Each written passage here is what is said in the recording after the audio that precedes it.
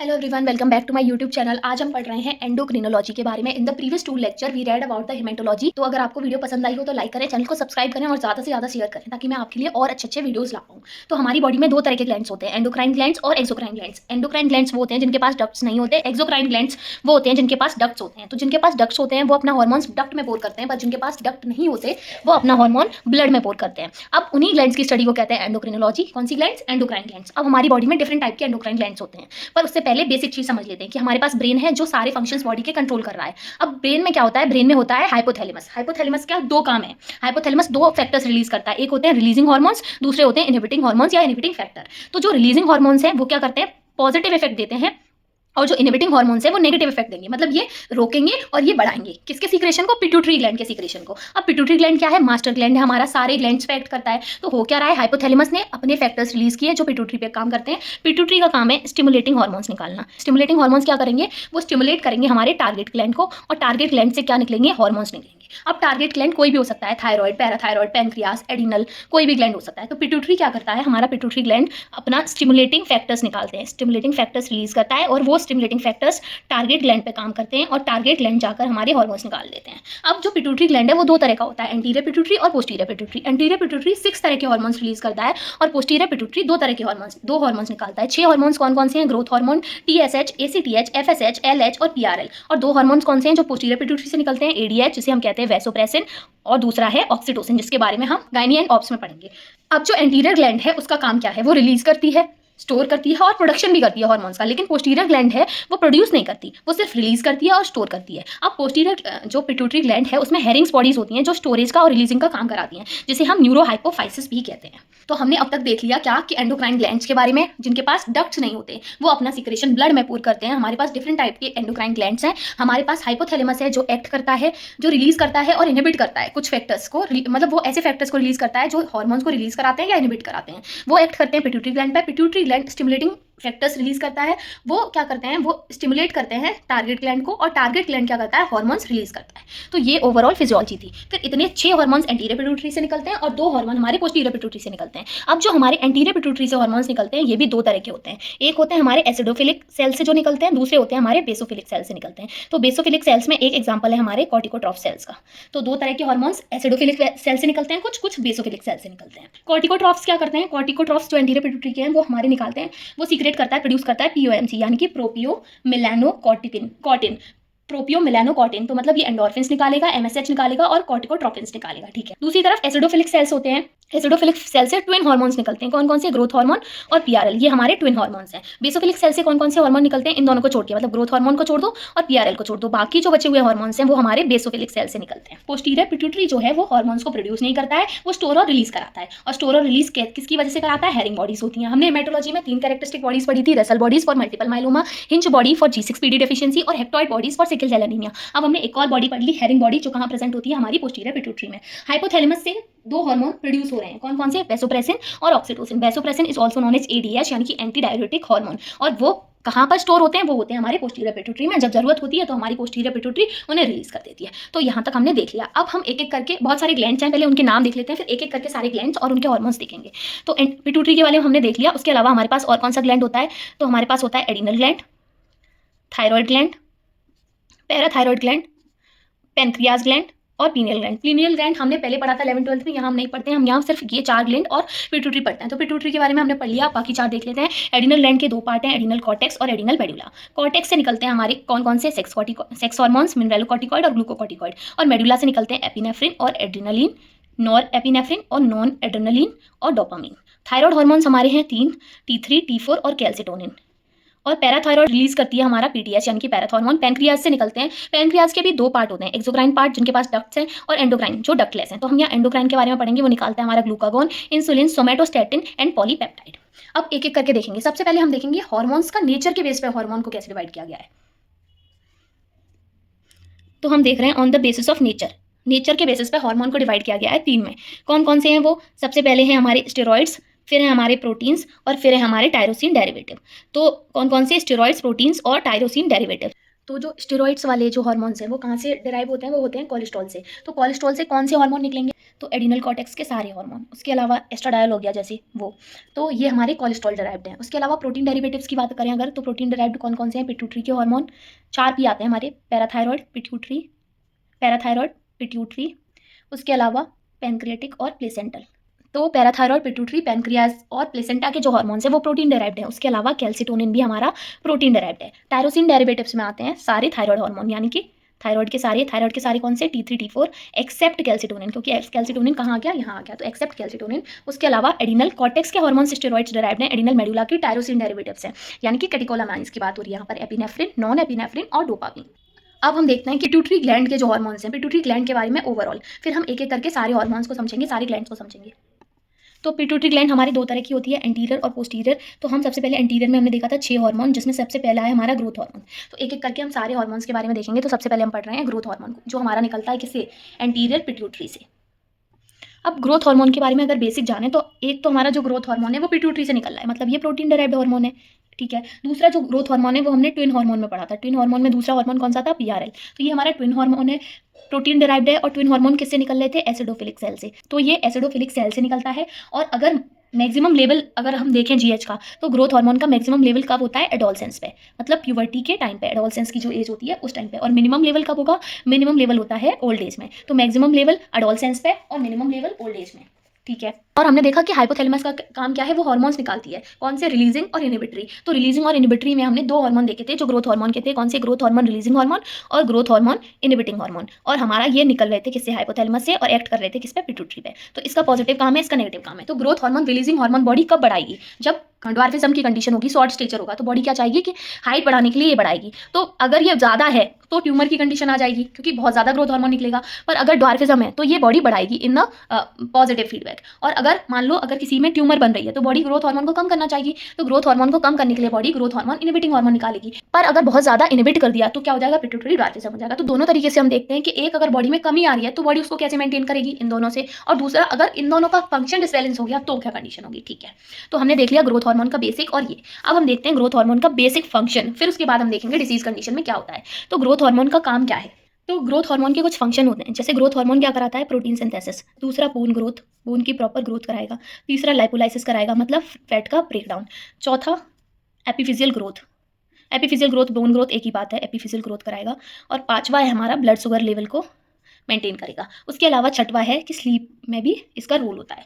तो protein synthesis, bone growth, lipolysis, epiphyseal growth, blood sugar level को maintain करेगा और स्लीप में। तो अब क्या होता है कि अगर ग्रोथ हार्मोन बढ़ेगा तब क्या होगा, कम होगा तब क्या होगा। अगर बढ़ेगा तो प्रोटीन सिंथेसिस बढ़ेगी, बोन की ग्रोथ अच्छी होगी, लाइपोलाइसिस हो जाएगी, एपिफिजियल ग्रोथ होगी, ब्लड शुगर लेवल बढ़ जाएगा। ग्रोथ हार्मोन बढ़ेगा तो स्लीप में नॉन रैपिड आई मूवमेंट होगा, मतलब अच्छी नींद आएगी, गहरी नींद। दूसरा, अगर ग्रोथ हार्मोन कम होगा तो प्रोटीन सिंथेसिस कम, बोन ग्रोथ कम, लाइपोलाइसिस कम, मतलब फैट डिपोजिशन होगा, मतलब यहाँ पर पेशेंट कैसा होगा, ओबीज होगा। अगर ग्रोथ हार्मोन बढ़ेगा तो कैसा होगा, लीन थिन इमैशिएटेड होगा। एपिफिजियल ग्रोथ कम हो जाएगी, शॉर्ट हाइट होगी, मतलब यहाँ पर हाइट ज़्यादा होगी, हाइट बढ़ेगी।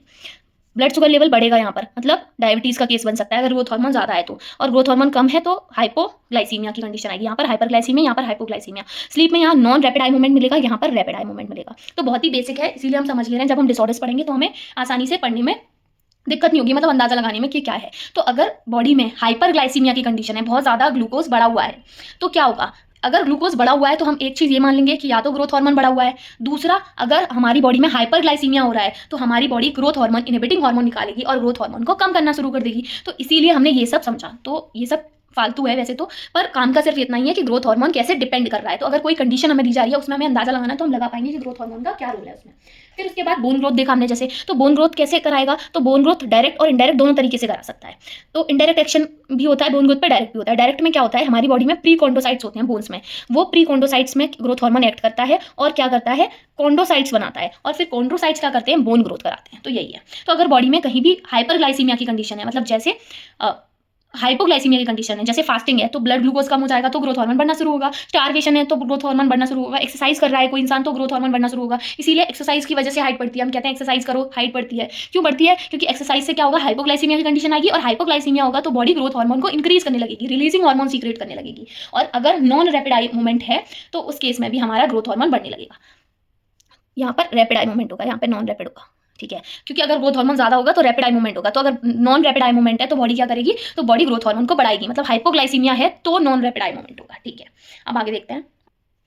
तो अगर ग्रोथ हार्मोन के दो हमने रोल्स तो देख लिए, तो अगर ग्रोथ हार्मोन बढ़ेगा क्या तो क्या होगा, अगर कम होगा तो क्या होगा। तो नॉर्मली अगर हम हाइट के केस में देखें तो दो चीज़ें हो रही हैं एपिफिशियल ग्रोथ के केस में। अगर हम ग्रोथ हार्मोन बढ़ेगा तब क्या होगा, अब हम देख रहे हैं कि ग्रोथ हार्मोन बढ़ेगा तब क्या होगा, कम होगा तब क्या होगा, इन केस ऑफ एपिफिशियल ग्रोथ या फिर बोन ग्रोथ। तो क्या होता है, अगर बिफोर एपिफिशियल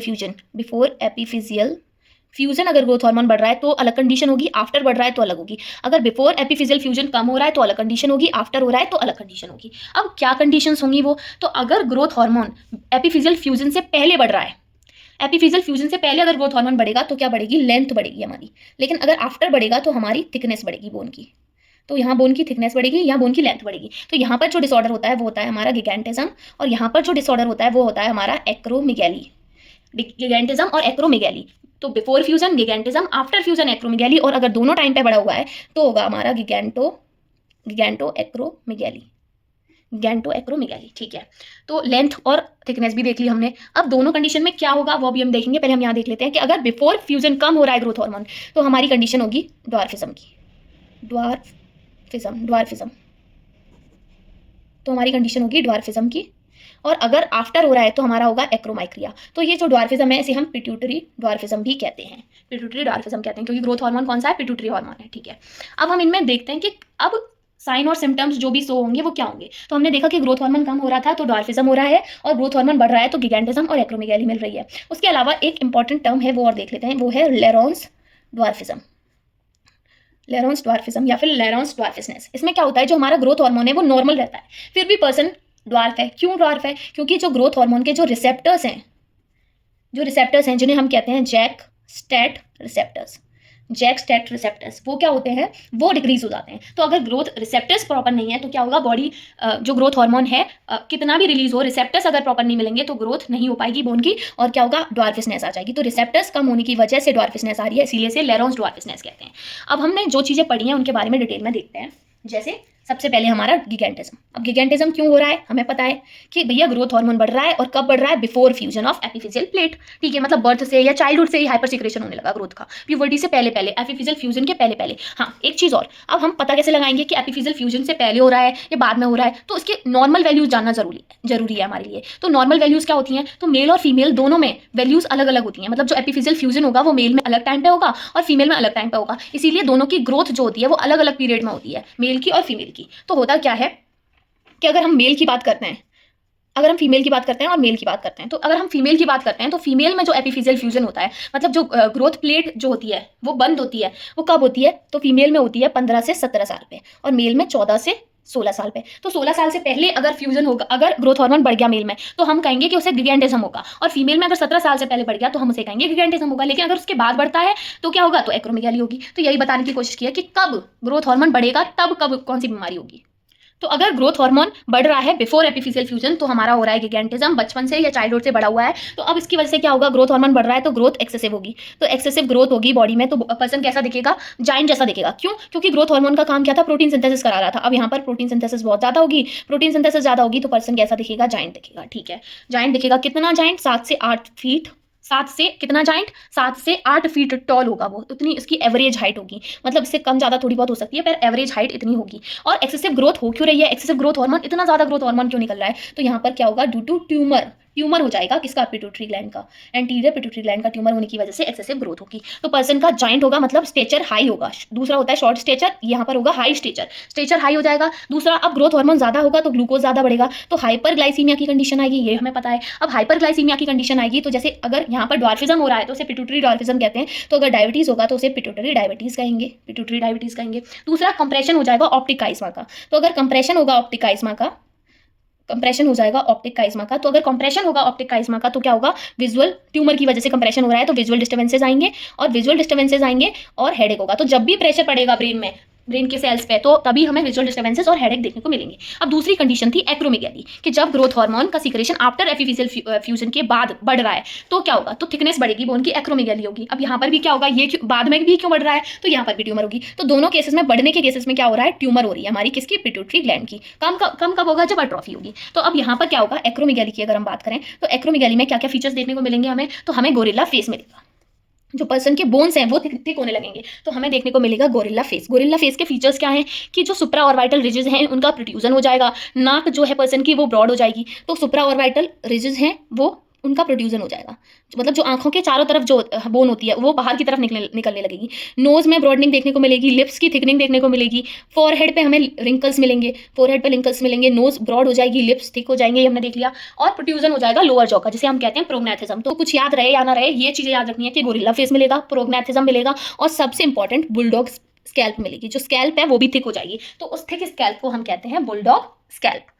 और उसके अलावा ट्यूमर हो रहा है यहाँ पर भी, तो यहाँ पर क्या मिलेगा, विजुअल और हेडेक मिलेगा। तो विजुअल डिस्टर्बेंसेस और हेडेक तो देखने को मिलेगा ही। तो ये था हमारा ग्रोथ हार्मोन बढ़ रहा है तब क्या हो रहा है, अब कम होगा तो क्या फीचर्स देखने को मिलेंगे दोनों में, वो देख लेते हैं। तो ग्रोथ हार्मोन कम हो रहा है तो सबसे पहले हमें पता है हाइपोग्लाइसीमिया की कंडीशन आएगी। हाइपोग्लाइसीमिया की कंडीशन आएगी। अब कम क्यों हो रहा है, ये मैंने बताया कि अट्रोफी हो गई या फिर डिस्फंक्शन हो गया एंटीरियर पिट्यूटरी का, मतलब एंटीरियर पिट्यूटरी सही काम नहीं कर रही। तो यहाँ पर क्या हो रहा था, हाइट बढ़ रही थी। जाइजेंटिज्म में क्या हो रहा था, हाई स्टेचर आ रहा था, बहुत ज्यादा टॉल पर्सन हो रहा था। तो ड्वार्फिज्म में क्या होगा, ड्वार्फिज्म में शॉर्ट स्टेचर होगा। शॉर्ट स्टेचर कितना, 3 से 4 फीट यानी कि 3 फीट एवरेज लेकर चलेंगे हम। स्टंटेड ग्रोथ हो जाएगी, मेंटल एक्टिविटी नॉर्मल रहेगी, रिप्रोडक्टिव फंक्शन नॉर्मल रहेंगे, और हाइपोग्लाइसीमिया हो जाएगा। अब एक्रोमाइक्रिया में क्या है, एक्रोमाइक्रिया कब, जब एपिफिजियल फ्यूजन के बाद। तो एक्रोमाइक्रिया है वो एसोसिएटेड होता है, इसके बारे में कुछ इंपॉर्टेंट नहीं है, बस इतना याद रखना है, ये एसोसिएटेड होता है हाइपोथायरॉयडिज्म से। मतलब हाइपोथायरॉयडिज्म के साथ अगर ग्रोथ हार्मोन कम होगा तो हमें देखने को मिलेगा एक्रोमाइक्रिया, और यहाँ ये भी एक हाइपोग्लाइसेमिक कंडीशन है। अब एक बेसिक डिफरेंस है वो देख लेते हैं हम, कि हमारे पास दो तरह के बोने होते हैं, एक होता है ड्वार्फिज्म, दूसरा होता है क्रिटिनिज्म। तो dwarfism is due to growth hormone, cretinism is due to thyroid hormone यानी कि T3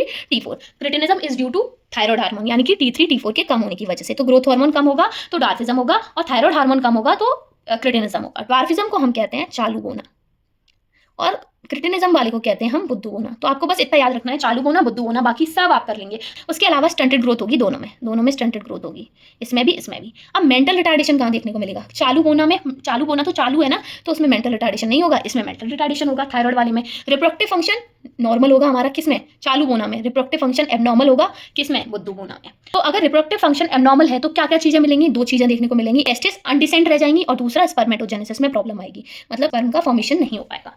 ठीक है, ग्रोथ हार्मोन के बारे में जितना भी डाटा हम पढ़ सकते थे हमने सारा कवर किया है ग्रोथ हार्मोन के बारे में। और इसके अलावा और कुछ ज़्यादा इंपॉर्टेंट है नहीं। हमने ग्रोथ हार्मोन को कम और बढ़ाया तो दो कंडीशन बनी, जाइजेंटिज्म, एक्रोमेगाली। जाइजेंटिज्म का मतलब है कि हाइट बढ़ रही है, गोरिल्ला फेस होगा, प्रोग्नेथिज्म मिलेगा, बुलडॉग स्कैल्प होगी, नोज ब्रॉड हो जाएगी, लिपस्टिक हो जाएंगे, फोरहेड पर रिंकल मिलेंगे, और सुप्रा ऑर्बिटल रिसेस का प्रोड्यूसन हो जाएगा। ठीक है, ग्रोथ हार्मोन बढ़ेगा तो हाइपोग्लाइसीमिया होगा दोनों कंडीशन में। हाइपोग्लाइसीमिया कब होगा, जब ग्रोथ हार्मोन कम होगा। ठीक है, फिर हमने लेरोन्स ड्वार्फिज्म पढ़ा। लेरोन्स ड्वार्फिज्म में ग्रोथ हार्मोन नॉर्मल होता है। ड्वार्फिज्म 3 तरह के होते हैं, पिट्यूटरी ड्वार्फिज्म, क्रिटिनिज्म और लेरोन्स ड्वार्फिज्म। लेरोन्स ड्वार्फिज्म में ग्रोथ रिसेप्टर की कमी होने की वजह से ग्रोथ हार्मोन कम होने की वजह से बोना हो रहा है, ये भी चालू बोना है। और पिट्यूटरी ड्वार्फिज्म जो है वो भी चालू बोना है, उसमें भी रिप्रोडक्टिव फंक्शन, मेंटल रिटार्डेशन नहीं देखने को मिलेगा, मतलब रिप्रोडक्टिव फंक्शन नॉर्मल होगा, मेंटल रिटार्डेशन नहीं देखने को मिलेगा, शॉर्ट स्टेचर होगा। पर cretinism due to thyroid hormone हो रहा है, उसमें रिप्रोडक्टिव फंक्शन डिस्टर्ब हो जाएंगे, टेस्टिस अनडिसेंट रह जाएंगे, और स्पर्मेटोजेनेसिस नहीं होगी प्रॉपर। तो ये था हमारा ग्रोथ हार्मोन के बारे में। अब हम अगला हार्मोन पढ़ेंगे हमारा एंटीरियर पिट्यूटरी का, प्रोलैक्टिन, जिसको अभी हमें पढ़ना है एंटीरियर पिट्यूटरी में। तो हमने यहाँ पे पढ़ा था कि एंटीरियर पिट्यूटरी से हमारे ये हार्मोन निकल लेते हैं, तो जीएच और जो पीआरएल है वो हमारे ट्विन हार्मोन हैं, क्योंकि एसिडोफिलिक सेल से निकल रहे हैं। बाकी जो टीएसएच है वो हम थायराइड में पढ़ेंगे, एसीडीएच है वो एडिनल ग्लैंड से निकलना है, और एफएसएच और एलएच का क्या फंक्शन है, तो ये फॉलिकुलर स्टिमुलेटिंग हार्मोन है, ये ल्यूटिनाइजिंग हार्मोन है, इनका काम है रिप्रोडक्टिव हार्मोन चाहिए, तो ये हम पढ़ेंगे ओबीजी में, ऑब्स एंड गायनी में। तो हमारे ये दोनों हट गए, इन दोनों को हम वहाँ पढ़ेंगे, ये दोनों भी हट गए। जीएच हमने कर लिया, तो अब बचा सिर्फ पीआरएल। तो हम पहले पीआरएल खत्म करेंगे, फिर हम थायराइड, एडिनल, एक एक करके ग्लैंड देखेंगे, जिसमें हम बाकी हार्मोन्स देखेंगे। तो अब हम पढ़ रहे हैं हमारा प्रोलैक्टिन के बारे में। तो प्रोलैक्टिन के बारे में जो बेसिक चीज़ है हमें पहले वो देखना है, फिर हम आगे देखेंगे। तो प्रोलैक्टिन के बारे में जो हमें पहले से पता है वो क्या क्या है, तो एक चीज़ जो हमें पहले से पता है प्रोलैक्टिन के बारे में कि ये एक ट्विन हार्मोन है। ट्विन हार्मोन में हमने 2 हार्मोन पढ़े हैं, कौन कौन से, जीएच और पीआरएल। तो अब हम पढ़ रहे हैं पीआरएल के बारे में, क्योंकि हम जीएच के बारे में पढ़ चुके हैं, ग्रोथ हार्मोन के बारे में हम पढ़ चुके हैं। ये हमारा निकलता है एंटीरियर पिट्यूटरी से। इसमें कौन से सेल्स के द्वारा ये निकलेगा, तो एसिडोफिलिक सेल्स के द्वारा ये सीक्रेट होता है हमारा कौन सा, प्रोलैक्टिन। अब जो हमारा हाइपोथैलेमस है वो क्या करता है, वो हमारा प्रोलैक्टिन इनहिबिटिंग फैक्टर निकालता है। हमने 2 इनहिबिटिंग फैक्टर पढ़े थे, एक ग्रोथ फैक्टर इनहिबिटिंग फैक्टर, दूसरा प्रोलैक्टिन इनहिबिटिंग फैक्टर। तो प्रोलैक्टिन इनहिबिटिंग फैक्टर निकालता है, तो हाइपोथैलेमस क्या करेगा, प्रोलैक्टिन इनहिबिटिंग फैक्टर निकालेगा, और ये इनहिबिट करेगा पीआरएल के रिलीज को। तो पीआरएल का रिलीज कंट्रोल में किसके है, हाइपोथैलेमस के। अब पीआरएल का फंक्शन क्या है, क्या होता है इसमें, तो ये क्या कराता है, प्रेगनेंसी में मदद करता है, लैक्टेशन में मदद करता है। हमारा जो पीआरएल है वो 2 चीज़ में मदद करता है, एक तो हमारा प्रेगनेंसी में, दूसरा लैक्टेशन में। फिर और क्या कराता है पीआरएल, तो और फंक्शन क्या है इसका, सेक्सुअल इंटरकोर्स। सेक्सुअल इंटरकोर्स में हेल्प करता है। तीसरा सकलिंग में हेल्प करता है। चौथा स्लीप में, और स्लीप कौन सी, रैपिड आई मूवमेंट वाली। ग्रोथ हार्मोन में हमने देखा था रैपिड आई मूवमेंट कब होगा, जब हाइपर सीक्रेशन होगा ग्रोथ हार्मोन का, तब हमें रैपिड आई मूवमेंट देखने को मिल रहा था। तो अब एक्शंस क्या है प्रोलैक्टिन के, प्रेगनेंसी और लैक्टेशन में मदद कर रहा है। लैक्टेशन में क्या कर रहा है, प्रोडक्शन कर रहा है मिल्क का, और रिप्रोडक्टिव फंक्शंस को रेगुलेट करके सेक्सुअल इंटरकोर्स में मदद कर रहा है। दूसरा लैक्टेटिंग वुमेन में क्या कर रहा है कि जो लैक्टेटिंग वुमेन है उसमें क्या होता है, जो चांसेस होते हैं प्रेगनेंसी के वो बहुत कम हो जाते हैं, तो ये उसमें भी प्रेगनेंसी में भी हेल्प कर रहा है। लैक्टेशन में क्या होता है, पीआरएल बहुत ज्यादा होता है। पीआरएल बहुत ज्यादा होगा तो पीआरएल का काम क्या है, पीआरएल बहुत ज्यादा होगा तो पीआरएल का काम है कि जो गोनाडोट्रोपिन रिलीजिंग हार्मोन है उसको ये कम करता है। अगर पीआरएल बढ़ेगा तो गोनाडोट्रोपिन रिलीजिंग हार्मोन कम होगा, मतलब जो रिप्रोडक्शन है वो कम हो जाएगा। तो सेक्सुअल इंटरकोर्स में तो हेल्प कर रहा है, लेकिन प्रेगनेंसी को क्या करेगा, रोकेगा। तो पीआरएल के बढ़ने की वजह से ही हमारा देखने को मिलता है लैक्टेशनल एमेनोरिया। ठीक है, तो अगर पीआरएल बढ़ेगा तो प्रेगनेंसी के चांसेस बहुत कम हो जाएंगे। तो ये नेगेटिव रेगुलेशन कर रहा है रिप्रोडक्शन का, रिप्रोडक्शन भी रेगुलेट कर रहा है पर नेगेटिवली रेगुलेट कर रहा है। तो अगर प्रोलैक्टिन का काम है प्रिपरेशन करना मेमोरी ग्लैंड का, फिर ये प्रोडक्शन कराता है मिल्क का, नेगेटिव रेगुलेशन करता है रिप्रोडक्शन का। सेक्सुअल इंटरकोर्स, सकलिंग और आरईएम है कि अगर पीआरएल बढ़ेगा तो सकलिंग मैकेनिज्म, आरईएम जो स्लीप है वो इंड्यूस कराएगा, सेक्सुअल इंटरकोर्स में हेल्प करेगा, लैक्टेशन में, और प्रेगनेंसी को रोकेगा। ठीक है, इतना हमने देख लिया। अब क्या है, अगर पीआरएल, इसके बारे में और हम ऑब्स में पढ़ेंगे, पर अगर पीआरएल बढ़ता है और कम होता है तो क्या होगा। तो अगर पीआरएल बढ़ेगा तो हमारा होगा प्रोलैक्टिनोमा, और अगर पीआरएल कम होता है तो होता है सियान सिंड्रोम। सियान सिंड्रोम क्या है, इसके बारे में हम वहीं पढ़ेंगे गाइन ऑप्स में, और मैं आपको बताऊंगी वहाँ अच्छे से सियान सिंड्रोम और प्रोलैक्टिनोमा के बारे में। तो अभी सिर्फ इतना ही है। ठीक है, अब हम देखते हैं एक बार पोस्टीरियर पिट्यूटरी के हार्मोन, फिर हमारी पिट्यूटरी ग्लैंड कंप्लीट हो जाएगी, फिर हम थायराइड और रेटिनल इन सब के बारे में पढ़ेंगे। तो पोस्टीरियर पिट्यूटरी से हमारे दो हार्मोन निकल रहे थे, एक था एडीएच और दूसरा था हमारा ऑक्सीटोसिन। और पोस्टीरियर पिट्यूटरी से हमारे दो हार्मोन निकल रहे थे, एक था एडीएच और दूसरा था ऑक्सीटोसिन। तो एडीएच को हम कहते हैं वैसोप्रेसिन। एडीएच का काम क्या है, एडीएच का काम है कि वाटर का जो रेगुलेशन है, जो बॉडी में जो फ्लूइड है उसको मेंटेन करना। तो वाटर रीएब्जॉर्ब जो होता है वो हमारा होता है डीसीपी से और कलेक्टिंग डक्ट से। जब हम किडनी का रीनल सिस्टम पढ़ेंगे तो हम ये सब पढ़ेंगे। तो पिट्यूटरी ग्लैंड से हमारा वैसोप्रेसिन निकल रहा है जो हमारा फ्लूइड बैलेंस कराएगा बेसिकली। तो अब ये बढ़ेगा या घटेगा, तो अगर ये बढ़ेगा तो क्या होगा, अगर एडीएच बढ़ेगा तो वाटर का जो रीएब्जॉर्प्शन है वो ज्यादा होगा। रास एक्टिवेट होता है, वाटर रीअब्जॉर्ब होने लगा है, ये हमने पढ़े हैं। वाटर का रीअब्जॉर्प्शन ज्यादा होगा और जो एक्सक्रीशन है, जो एक्सक्रीट हो रहा है वाटर, वो कम हो जाएगा। इसका जस्ट अपोजिट होगा यहाँ पर कि अगर एडीएच कम होगा तो वाटर का रीअब्जॉर्प्शन कम होगा, एक्सक्रीशन बढ़ जाएगा। रीअब्जॉर्प्शन कम होगा, एक्सक्रीशन बढ़ जाएगा। ठीक है, तो एडीएच का काम क्या है, एडीएच बढ़ रहा है तो वाटर का रीअब्जॉर्प्शन करा रहा है, एक्सक्रीशन कम करा रहा है। हाँ, तो एडीएच क्या है, एडीएच हमारा एंटी डायूरेटिक हार्मोन है। मतलब ये क्या कराता है, अगर एडीएच बढ़ता है तो वेसो कॉन्स्ट्रिक्शन होता है। वेसो कॉन्स्ट्रिक्शन होता है तो जिसकी वजह से जो ब्लड प्रेशर है वो बढ़ जाता है। और ये क्या कराता है, यूरिन में वाटर कम निकलेगा, यूरिन में सोल्ट बराबर निकल रहे हैं पर पानी कम निकल रहा है, तो कॉन्सेंट्रेटेड यूरिन निकलेगी। तो एडीएच अगर बढ़ता है तो कॉन्सेंट्रेटेड यूरिन निकलती है, ब्लड प्रेशर बढ़ता है और कॉन्सेंट्रेटेड यूरिन मिलती है। लेकिन अगर एडीएच कम होगा तो वाटर का रीअब्जॉर्प्शन कम कराएगा, मतलब वेसो डायलेशन होगा। अगर वैसो डायलेशन होगा, ब्लड वॉल्यूम कम हो जाएगा, कार्डियक आउटपुट कम हो जाएगा, तो यहाँ पर क्या होगा, ब्लड प्रेशर कम होगा। ब्लड प्रेशर कम होगा और यूरिन बहुत ज्यादा आएगी, मतलब डाइल्यूट यूरिन होगी। डाइल्यूट यूरिन के साथ साथ अगर बहुत ज्यादा हम पानी पिएंगे तो पॉलीयूरिया भी देखने को मिलेगा। तो पॉलीयूरिया किस केस में मिलेगा, एडीएच कम होने की वजह से। तो एडीएच कम होने की वजह से एक बीमारी होती है जिसे हम कहते हैं डायबिटीज इंसिपिडस। Diabetes insipidus. तो डायबिटीज इंसिपिडस कौन करा रहा है, एडीएच कम होने की वजह से डायबिटीज इंसिपिडस होती है, जिसमें हमें पॉलीयूरिया देखने को मिलता है, डिहाइड्रेशन देखने को मिलता है क्योंकि बहुत ज्यादा फ्लूइड यूरिन में निकल जा रहा है, ब्लड प्रेशर लो देखने को मिलेगा और यूरिन कैसी होगी, डाइल्यूट होगी। ठीक है, हमारे पास पिट्यूटरी ग्लैंड दो में डिवाइडेड थी, एंटीरियर और पोस्टीरियर पिट्यूटरी। तो अगर डेफिशिएंसी होती है एंटीरियर पिट्यूटरी के हार्मोन्स की तो उसे क्या कहते हैं, और अगर डेफिशिएंसी होती है हमारी पूरी पिट्यूटरी के हार्मोन्स की तो हम उसे क्या कहते हैं। तो अगर हमारे एंटीरियर पिट्यूटरी के सारे हार्मोन्स, 6 हार्मोन्स होते हैं, 6 अगर कम हो जाएं तो उस कंडीशन को कहते हैं पैन हाइपोपिट्यूटरिज्म। पैन हाइपोपिट्यूटरिज्म, जिस also known as Simmonds disease. और दूसरी कंडीशन है, अगर एंटीरियर और पोस्टीरियर दोनों पिट्यूटरी के हार्मोन्स कम हो जाए तो दूसरी कंडीशन जो आती है वो है हमारा फ्रोलिक सिंड्रोम, उसको कहते हैं फ्रोलिक सिंड्रोम। तो अगर एंटीरियर पिट्यूटरी के हार्मोन्स कम होंगे तो उसे कहते हैं साइमंड डिसीज, अगर पोस्टीरियर पिट्यूटरी के कम होंगे तो उसे कहते हैं फ्रोलिक सिंड्रोम। और हमने देखा एडीएच कम होने की वजह से बीमारी हो रही है डायबिटीज इंसिपिडस। अगर एडीएच बढ़ेगा तो क्या होगा, तो सियाद होगा। सियाद क्या होता है, symptom of inappropriate hyper secretion of ADH. तो symptom of inappropriate hyper secretion हो गया, किसका हो गया, of ADH. Symptom of inappropriate hyper secretion of ADH सियाद होगा, हाइपर सिक्रेशन की वजह से, हाइपो सिक्रेशन की वजह से डायबिटीज इंसिपिडस होगी। ठीक है, और फ्रोलिक सिंड्रोम और साइमंड सिंड्रोम हमने देख लिया। तो अगर साइमंड सिंड्रोम कब होगा, जब पैन हाइपोपिट्यूटरिज्म हो रहा है, मतलब जब एंटीरियर पिट्यूटरी के हार्मोन्स कम हो रहे हैं, जैसे कि टीएसएच कम हो गया, मतलब थायराइड हार्मोन्स कम हो गए तो हाइपरथायरॉइडिज्म मिलेगा। ग्रोथ हार्मोन कम होगा, ग्रोथ हार्मोन कम होने की वजह से हाइपोग्लाइसीमिया होगा, ड्वार्फिज्म मिलेगा और प्रीमेच्योर ओल्ड लुक आएगा, मतलब इसे कहते हैं सेनाइल डिके मिलती है, इसमें टाइम से पहले ही इंसान बुढ़ा होने लगेगा। फ्रोलिक सिंड्रोम क्या है कि पूरी पिट्यूटरी के हार्मोन्स कम हो गए फ्रोलिक सिंड्रोम में। तो फ्रोलिक सिंड्रोम में क्या देखने को मिलेगा, हमें ओबेसिटी मिलेगी, कॉन्स्टेंटली खाएगा पर्सन, हाइपोगोनाडिज्म हो जाएगा, मतलब जो गुनेट्स हैं वो अंडर डेवलप्ड रह जाएंगे, मतलब एंड्रोजन भी कम हो गया, तो एंड्रोजन कम होगा तो क्या होगा, अंडर डेवलप्ड गोनैड्स होंगे, सेक्सुअल इन्फेंटिलिज्म मिलेगा। मतलब बेसिकली क्या है कि अगर फ्रोलिक सिंड्रोम होगा तो एंटीरियर और पोस्टीरियर दोनों हार्मोन कम हो रहे हैं, तो उसकी वजह से ओबेसिटी आएगी। हाइपोथैलेमिक एनुचिज्म होता है, मतलब हाइपोथैलेमस से जितने हार्मोन्स निकल रहे हैं, स्टिमुलेट करा रही है, वो सब कम हो गए। तो Frohlich syndrome is also known as hypothalamic एन्यूचिज्म।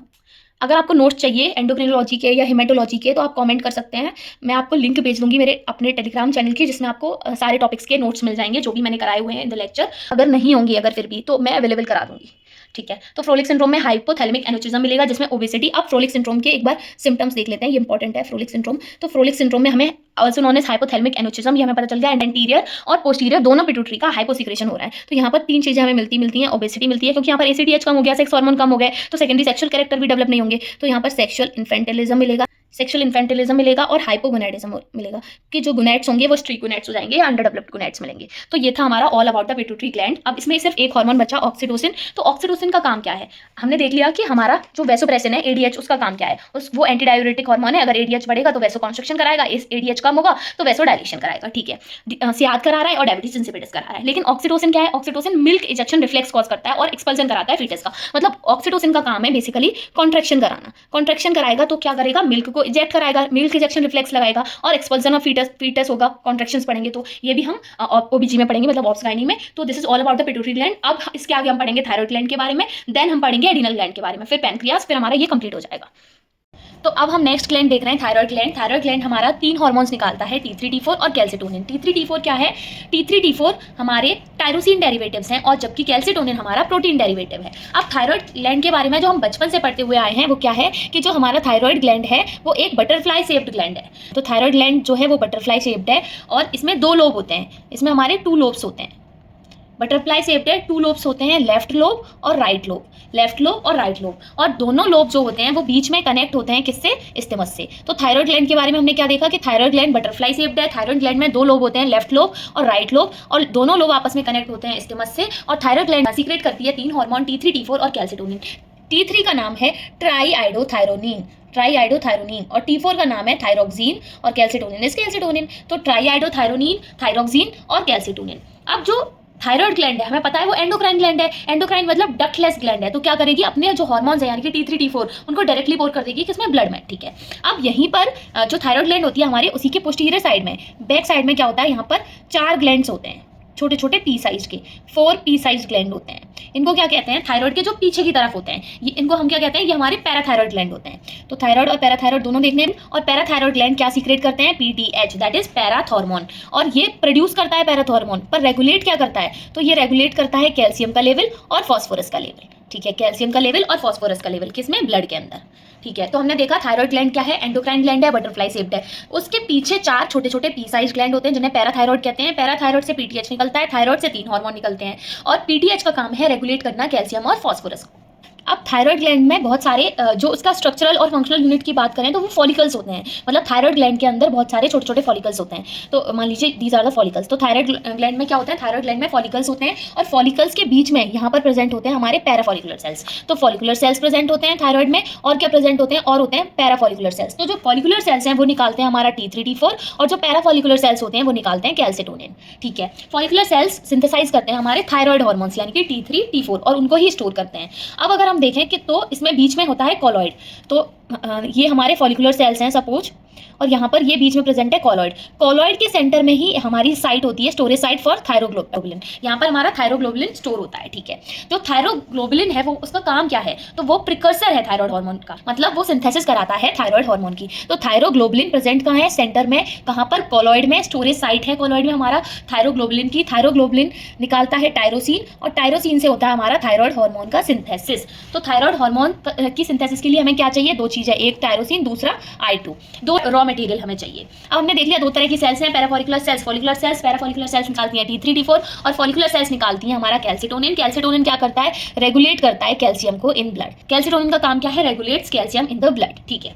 बाकी एंडोक्राइन ग्लैंड की तरह ये भी अपने हार्मोन ब्लड स्ट्रीम में डायरेक्टली प्रोड्यूस करते हैं। थायराइड ग्लैंड अगर स्टोर करते हैं तो वो कहाँ स्टोर करते हैं, वो स्टोर करते हैं कॉलॉइड में और फिर रिलीज कर देते हैं जब जरूरत होती है, ठीक है, ये हम देख चुके।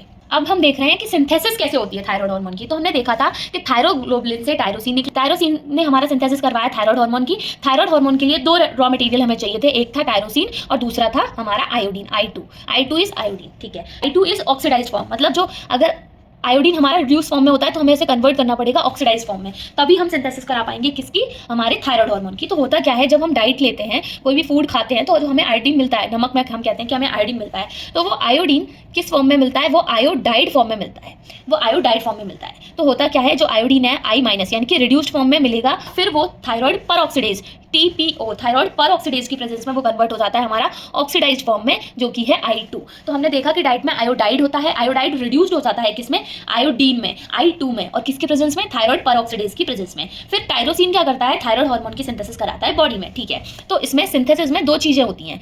जब हम थायराइड हार्मोन की सिंथेसिस कराते हैं तो दो स्टेप्स हैं इसके। पहला है हमारा ऑर्गेनिफिकेशन। अब ऑर्गेनिफिकेशन में क्या हो रहा है कि जो I2 है, मतलब हमारा आयोडीन है, वो टायरोसिन के साथ मिलके, अब ऑर्गेनिफिकेशन में क्या हो रहा है, जो हमारा आयोडीन है वो टायरोसिन के साथ मिलके बना रहा है मोनो आइडोटायरोसिन।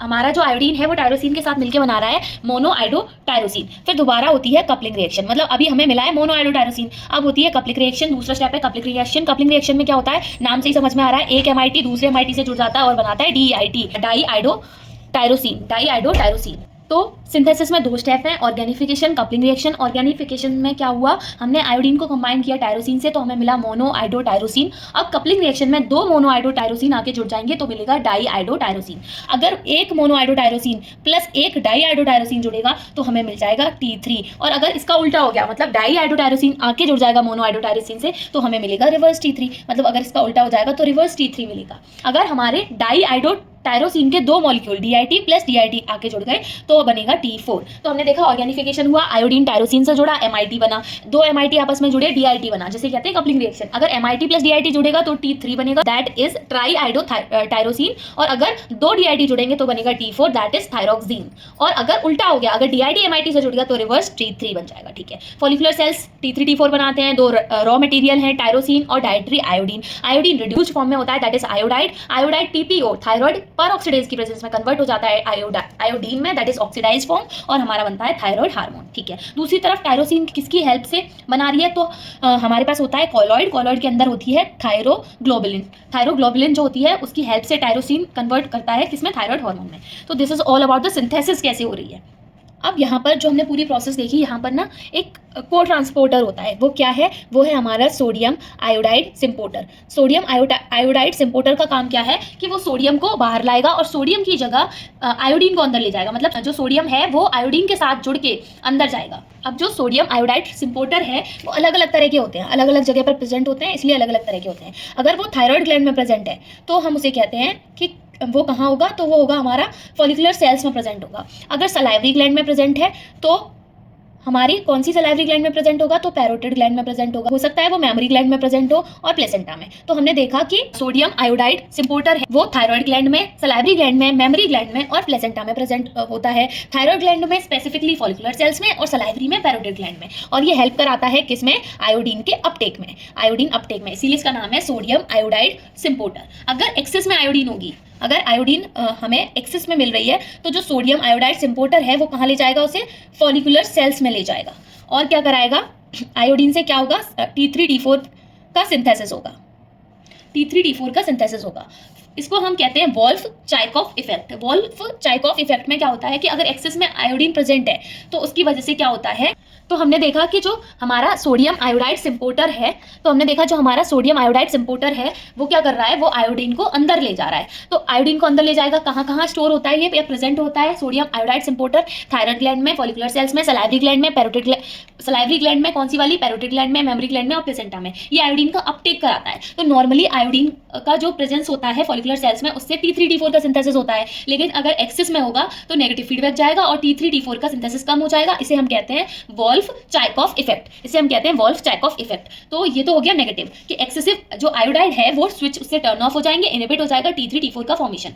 फिर बताया था कि जो आयोडाइड है रिड्यूस्ड फॉर्म में है, वो थायराइड पर ऑक्सीडेज की प्रेजेंस में कन्वर्ट होता है I2 में। फिर टायरोसिन उससे आके जुड़ता है, टायरोसिन कहाँ से आ रहा है, थायरोग्लोबुलिन जो कि कॉलोइड में प्रेजेंट है वहां से, और फॉर्मेशन हो रहा है थायराइड हार्मोन का। होता क्या है, जो आयोडाइड है अगर वो एक्सेस में होता है, अगर हमें रोकना होता है फॉर्मेशन, तो क्या करते हैं हम कि जो हमारे पास होते हैं आयोडाइड, क्लोराइड, एंटीपोड, जैसे सिम्पोर्ट था सोडियम आयोडाइड, वैसे ही क्लोराइड के साथ एंटीपोड होता है।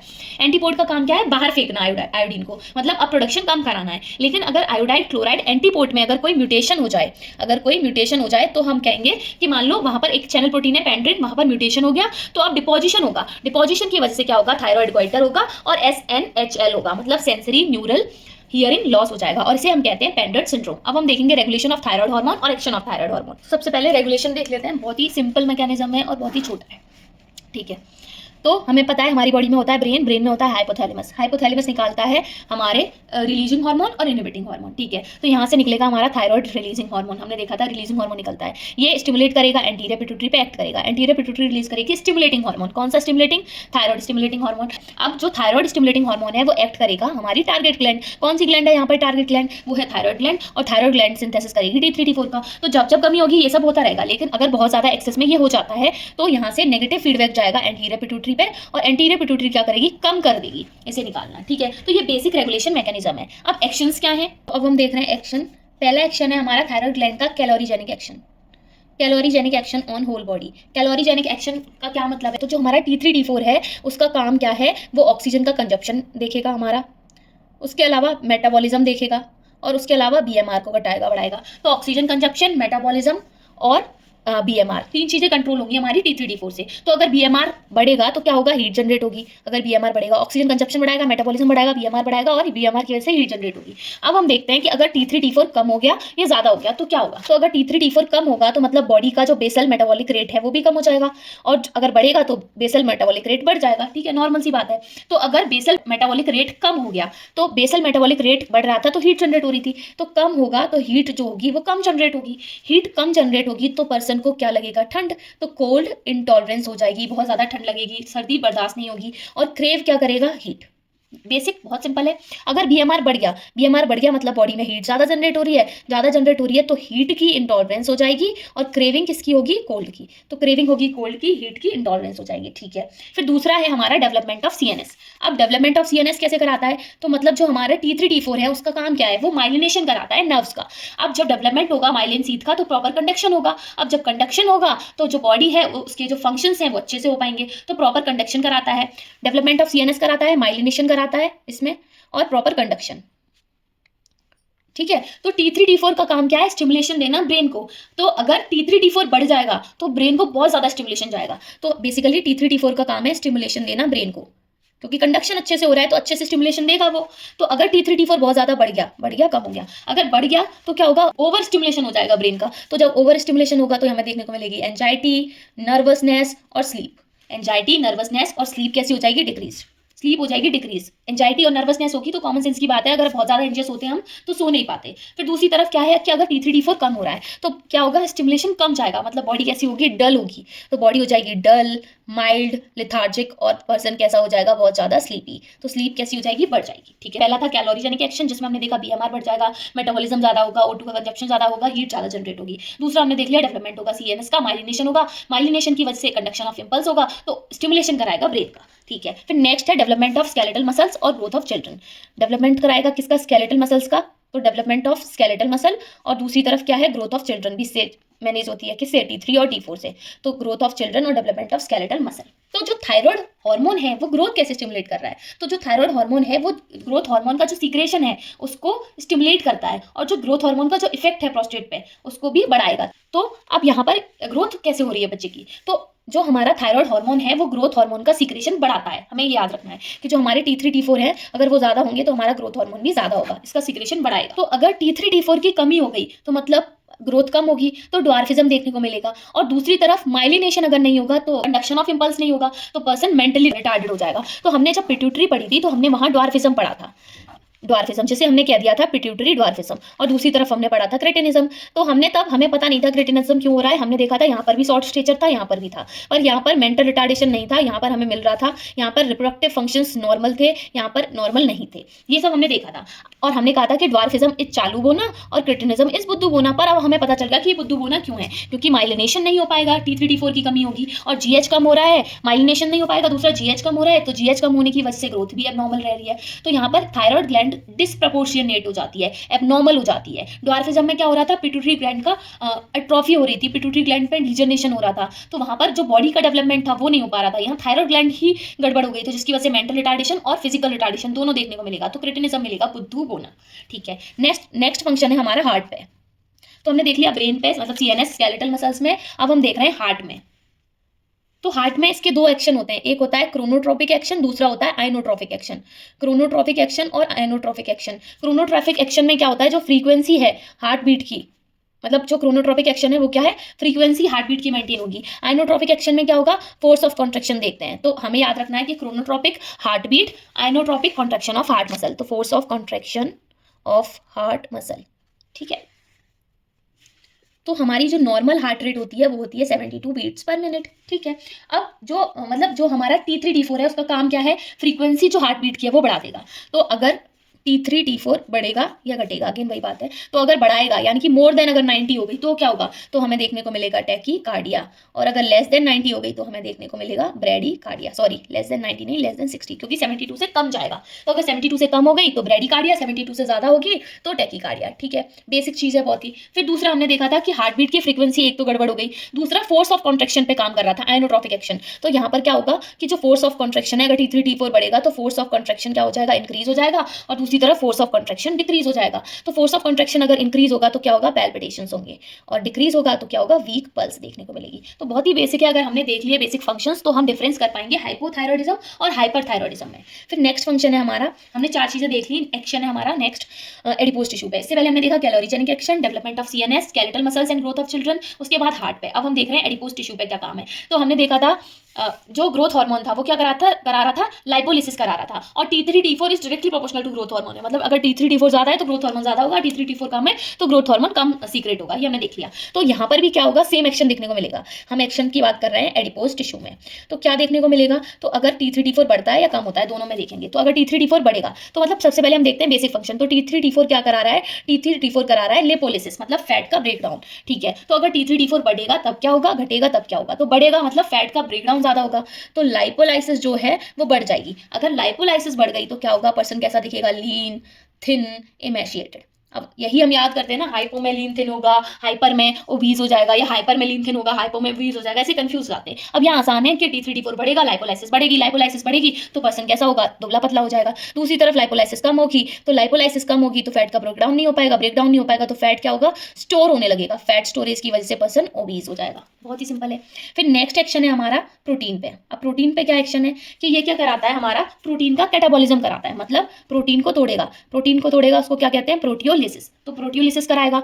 अब प्रोटीन किसके लिए चाहिए होती है हमें, मसल ग्रोथ के लिए। तो अगर मान लीजिए T3, अगेन वही बात कि T3 T4 बढ़ेगा या कम होगा, तो अगर कम हो गया T3 T4 मतलब प्रोटियोलिसिस कम हो गई, मतलब मसल्स की जो ग्रोथ थी, जो मसल प्रोटीन थी, अब वो टूट नहीं रही, तो मसल प्रोटीन एक्स्ट्रा रहेगी हमारे पास, वो टूट नहीं रही। प्रोटियोलिसिस कहाँ हो रही थी, मसल प्रोटीन की, तो मसल प्रोटीन अब बनी रहेगी, ज्यादा होगी तो पर्सन ओबीज हो जाएगा। दूसरी तरफ अगर T3 T4 बढ़ गया तो प्रोटियोलिसिस बढ़ेगा तो मसल प्रोटीन बहुत ज्यादा टूटेगी और कम हो जाएगी, पर्सन कैसा हो जाएगा, वीक दिखेगा और इमेशिएटेड दिखेगा। दो चीजें देख ली हमने। ठीक है, फिर उसके बाद नेक्स्ट एक्शन है हमारा मेंटेन ऑफ मोटिलिटी।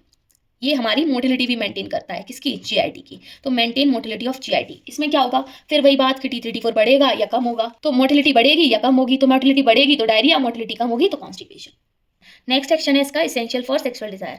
तो बहुत ही सिंपल वाली बात है कि या तो T3 T4 बढ़ेगा या कम होगा, तो बढ़ेगा तो डिजायर बढ़ेगी, कम होगा तो डिजायर कम होगी, डिजायर बढ़ेगी तो इम्पोटेंसी आएगी और डिजायर कम होगी तो लिबिडो देखने को मिलेगा। तो हमें दोनों चीज़ें याद रखनी है। तो हमने 8 एक्शन देख लिए, क्या क्या? कैलोरीजेनिक एक्शन, डेवलपमेंट ऑफ सीएनएस जिसमें डीमाइलिनेशन करा रहा था, development of skeletal muscles and growth hormones, growth of children जिससे अफेक्ट हो रही थी। फिर दूसरा हार्ट पे क्रोनोट्रोपिक एक्शन और आइनोट्रोपिक एक्शन। उसके बाद एडिपोज टिश्यू पे काम कर रहा था, लिपोलिसिस करा रहा था, प्रोटीन में प्रोटियोलिसिस करा रहा था, मोटिलिटी मेंटेन कर रहा था जीआईटी की, और सेक्सुअल डिजायर के लिए एसेंशियल है। अब नेक्स्ट एक्शन है हमारा कि इन केस ऑफ फीमेल्स क्या होगा।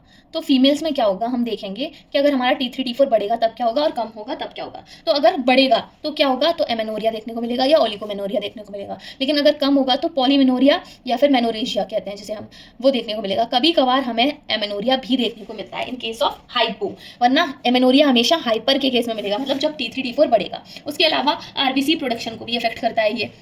तो 10th है हमारा आरबीसी प्रोडक्शन। तो नॉर्मली हमने इससे पहले हेमेटोलॉजी पढ़ी है, तो सबको पता होगा कि जो नॉर्मल होते हैं आरबीसी हमारे कितने कितने होते हैं, 4.5 टू 5.5 मिलियन पर क्यूबिक एमएम, ठीक है, ये नॉर्मल है। तो अगर T3 T4 बढ़ा तो क्या होगा, कम है तो क्या होगा, अगर बढ़ेगा तो क्या होगा, आरबीसी का नंबर बढ़ेगा आरबीसी का, तो उसको हम कहते हैं उस कंडीशन को पॉलीसाइथीमिया। और अगर आरबीसी का नंबर कम होता है तो उस कंडीशन को हम कहते हैं अनीमिया। सबको पता है, नथिंग न्यू। तो हमने सारा कुछ देख लिया कि हाइपर थायरॉइडिज्म में क्या होगा और हाइपो में क्या होगा। तो एक कंपैरेटिव टेबल बनाते हैं और उसको अच्छे से समझते हैं, जो भी अभी तक हमने पढ़ा है एक एक एक्शन। तो हाइपर और हाइपो, हाइपर का मतलब हमें पता है कि T3 T4 बढ़ रहा है, और हाइपो का मतलब हमें पता है कि T3 T4 कम हो रहा है। इसके अलावा कुछ नहीं है, यही सब है। पहला एक्शन था हमारा कैलोरीजेनिक एक्शन। तो कैलोरीजेनिक एक्शन में हमने क्या देखा था कि T3 T4 बढ़ रहा था तो ऑक्सीजन का कंजप्शन बढ़ रहा था, यहाँ पर बढ़ेगा यहाँ पर कम होगा। बीएमआर हमारा बढ़ रहा था, और बीएमआर बढ़ने से हीट जो जनरेट हो रही थी वो ज़्यादा हो रही थी, यहाँ पे कम हो रही थी। तो हीट ज़्यादा जनरेट हो रही थी, तो पहली चीज़ जो सिम्टम हमें देखने को मिल रहा था वो हीट इंटॉलरेंस मिल रही थी, और इधर कोल्ड इंटॉलरेंस मिल रही थी।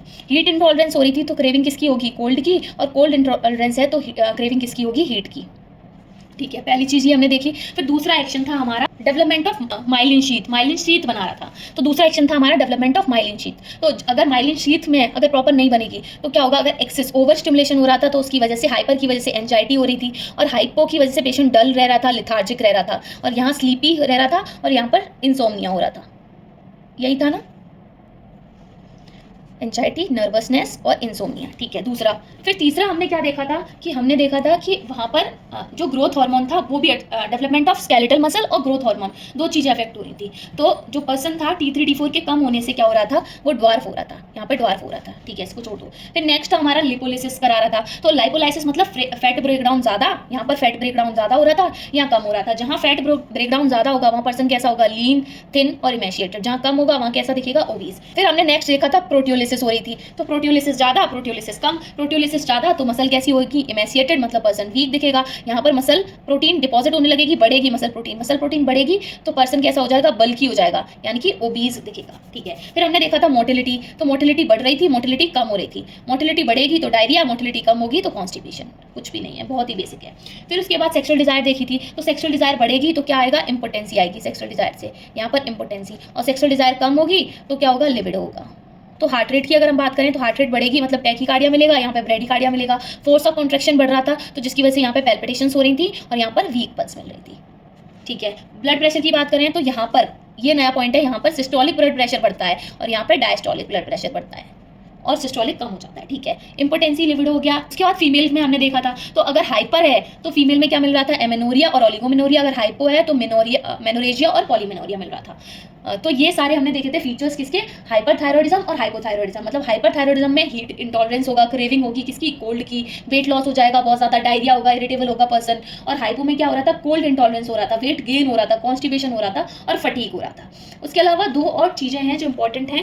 पहला है हमारा हिरोगिस साइन, जिसको हम कहते हैं क्वीन एनीस साइन, जिसमें क्या होता है, लॉस हो जाता है आउटर थर्ड ऑफ आईब्रो का। मतलब जो हमारी ये आईब्रो है इसमें आउटर थर्ड पार्ट का लॉस हो जाता है, उसे हम कहते हैं हिरोगी साइन, जो हमें हाइपोथायरॉइडिज्म में देखने को मिलता है। और हाइपर में हमें सबको पता है ग्रेव्स डिसीज और एक्सोप्थेल्मोस, ये सब देखने को मिलता है, एक्सोप्थेल्मोस।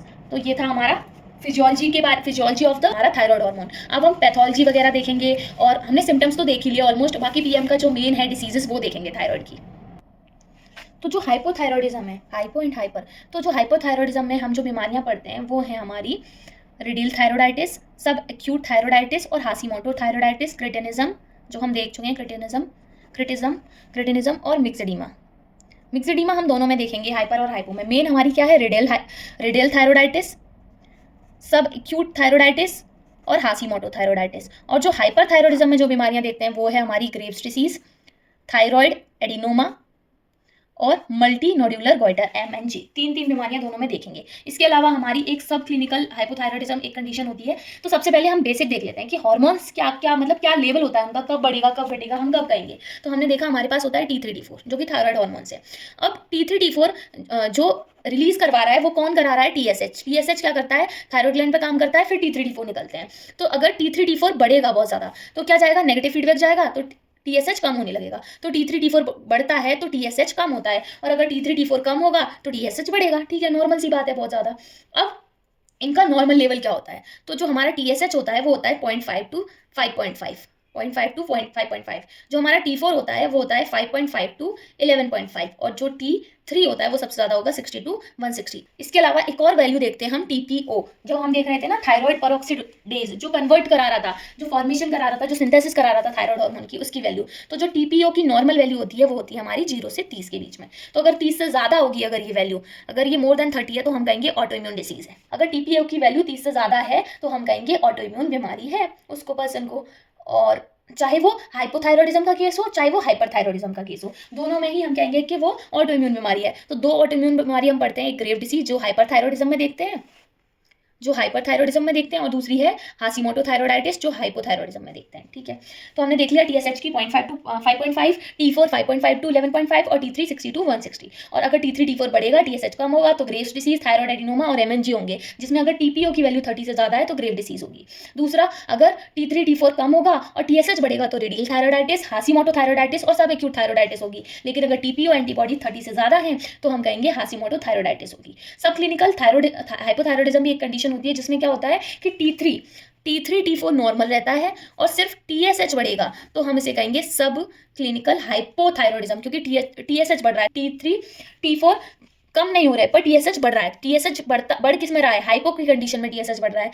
तो हाइपो की कंडीशन में अगर TSH बढ़ रहा है तो हम इसको क्या कहेंगे, सब क्लिनिकल हाइपोथायरॉयडिज्म, सब क्लिनिकल हाइपोथायरॉयडिज्म। ठीक है, तो सब क्लिनिकल हाइपरथायरॉयड, अब तीन कंडीशन हमने देख ली, यहाँ एक छोटा टेबुलर फॉर्म में देख लेते हैं जिससे फर्दर कोई डाउट ना हो। ठीक है, तो पहली कंडीशन है T3 T4 बढ़ रहा है और TSH कम हो रहा है तो क्या हो गया, हाइपरथायरॉयडिज्म, हाइपर। ठीक है, दूसरी कंडीशन है T3 कम हो रहा है, T4 कम हो रहा है और TSH बढ़ रहा है, दैट इज हाइपोथायरॉयडिज्म। अब तीसरी कंडीशन है कि T3 T4 हमारा नॉर्मल है पर TSH बढ़ रहा है, तो TSH किस में बढ़ रहा है, हाइपो की कंडीशन में, तो ये हाइपो तो है ही, पर क्योंकि T3 T4 नॉर्मल है तो ये सब क्लिनिकल हाइपोथायरॉयडिज्म है। ठीक है, तो अब हम देख रहे हैं हाइपरथायरॉयडिज्म की जो बीमारियां हैं।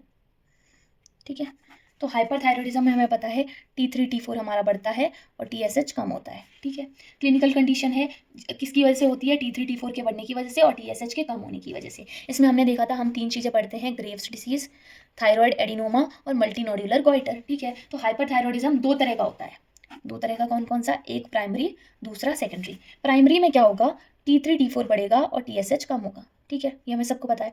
सेकेंडरी में क्या होगा कि T3 T4 बढ़ेगा और TSH भी बढ़ेगा।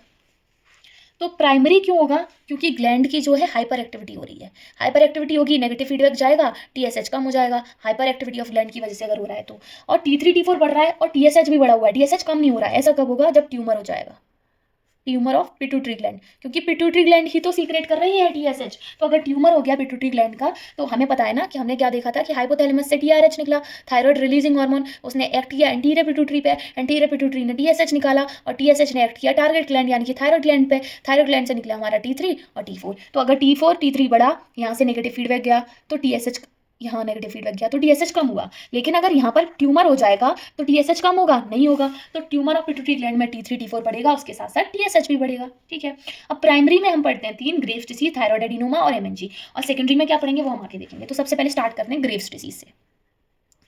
ग्रेव्स डिसीज, तो ग्रेव्स डिसीज में हमें पता है क्या हो रहा है, प्राइमरी का पार्ट है ये, तो T3 T4 बढ़ेगा, TSH कम होगा। उसके अलावा क्योंकि ये ऑटो इम्यून बीमारी है, ग्रेव डिसीज क्या है हमारी, ऑटो इम्यून डिसीज है, हमें पता है ग्रेव डिसीज क्या है, ऑटो इम्यून डिसीज है। ऑटो इम्यून डिसऑर्डर में क्या होता है, जो TPO एंटीबॉडी है वो मोर देन 30 होगी। क्लियर, बहुत आसान है, ये हम पीछे पढ़ के आए हैं, इसमें कुछ भी नया नहीं है।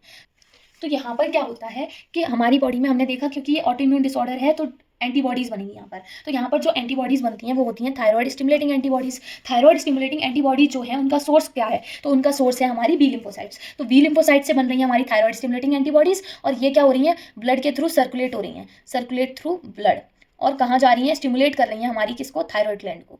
स्टिमुलेट करेंगी थायराइड ग्लैंड को, और कब तक स्टिमुलेट करेंगी, 12 घंटे तक स्टिमुलेट करेंगी। तो 12 घंटे तक स्टिमुलेट करेंगी तो क्या होगा, जो T3 T4 होगा वो बढ़ जाएगा। ये हमने देख लिया कि ग्रेव्स डिसीज में क्या हो रहा है, ग्रेव्स डिसीज में T3 T4 का लेवल बढ़ रहा है, TSH कम हो रहा है, ऑटो इम्यून बीमारी है, TPO 30 से ज़्यादा होंगी। यहाँ पर बी लिम्फोसाइट है, वो सोर्स हैं थायराइड स्टिमुलेटिंग ऑटो एंटीबॉडीज़ का, तो वो एंटीबॉडीज़ बनाएंगी जो सर्कुलेट हो जाएंगी ब्लड के थ्रू, स्टिमुलेट करेंगी थायराइड ग्लैंड को 12 घंटे तक, और T3 T4 का लेवल बढ़ जाएगा।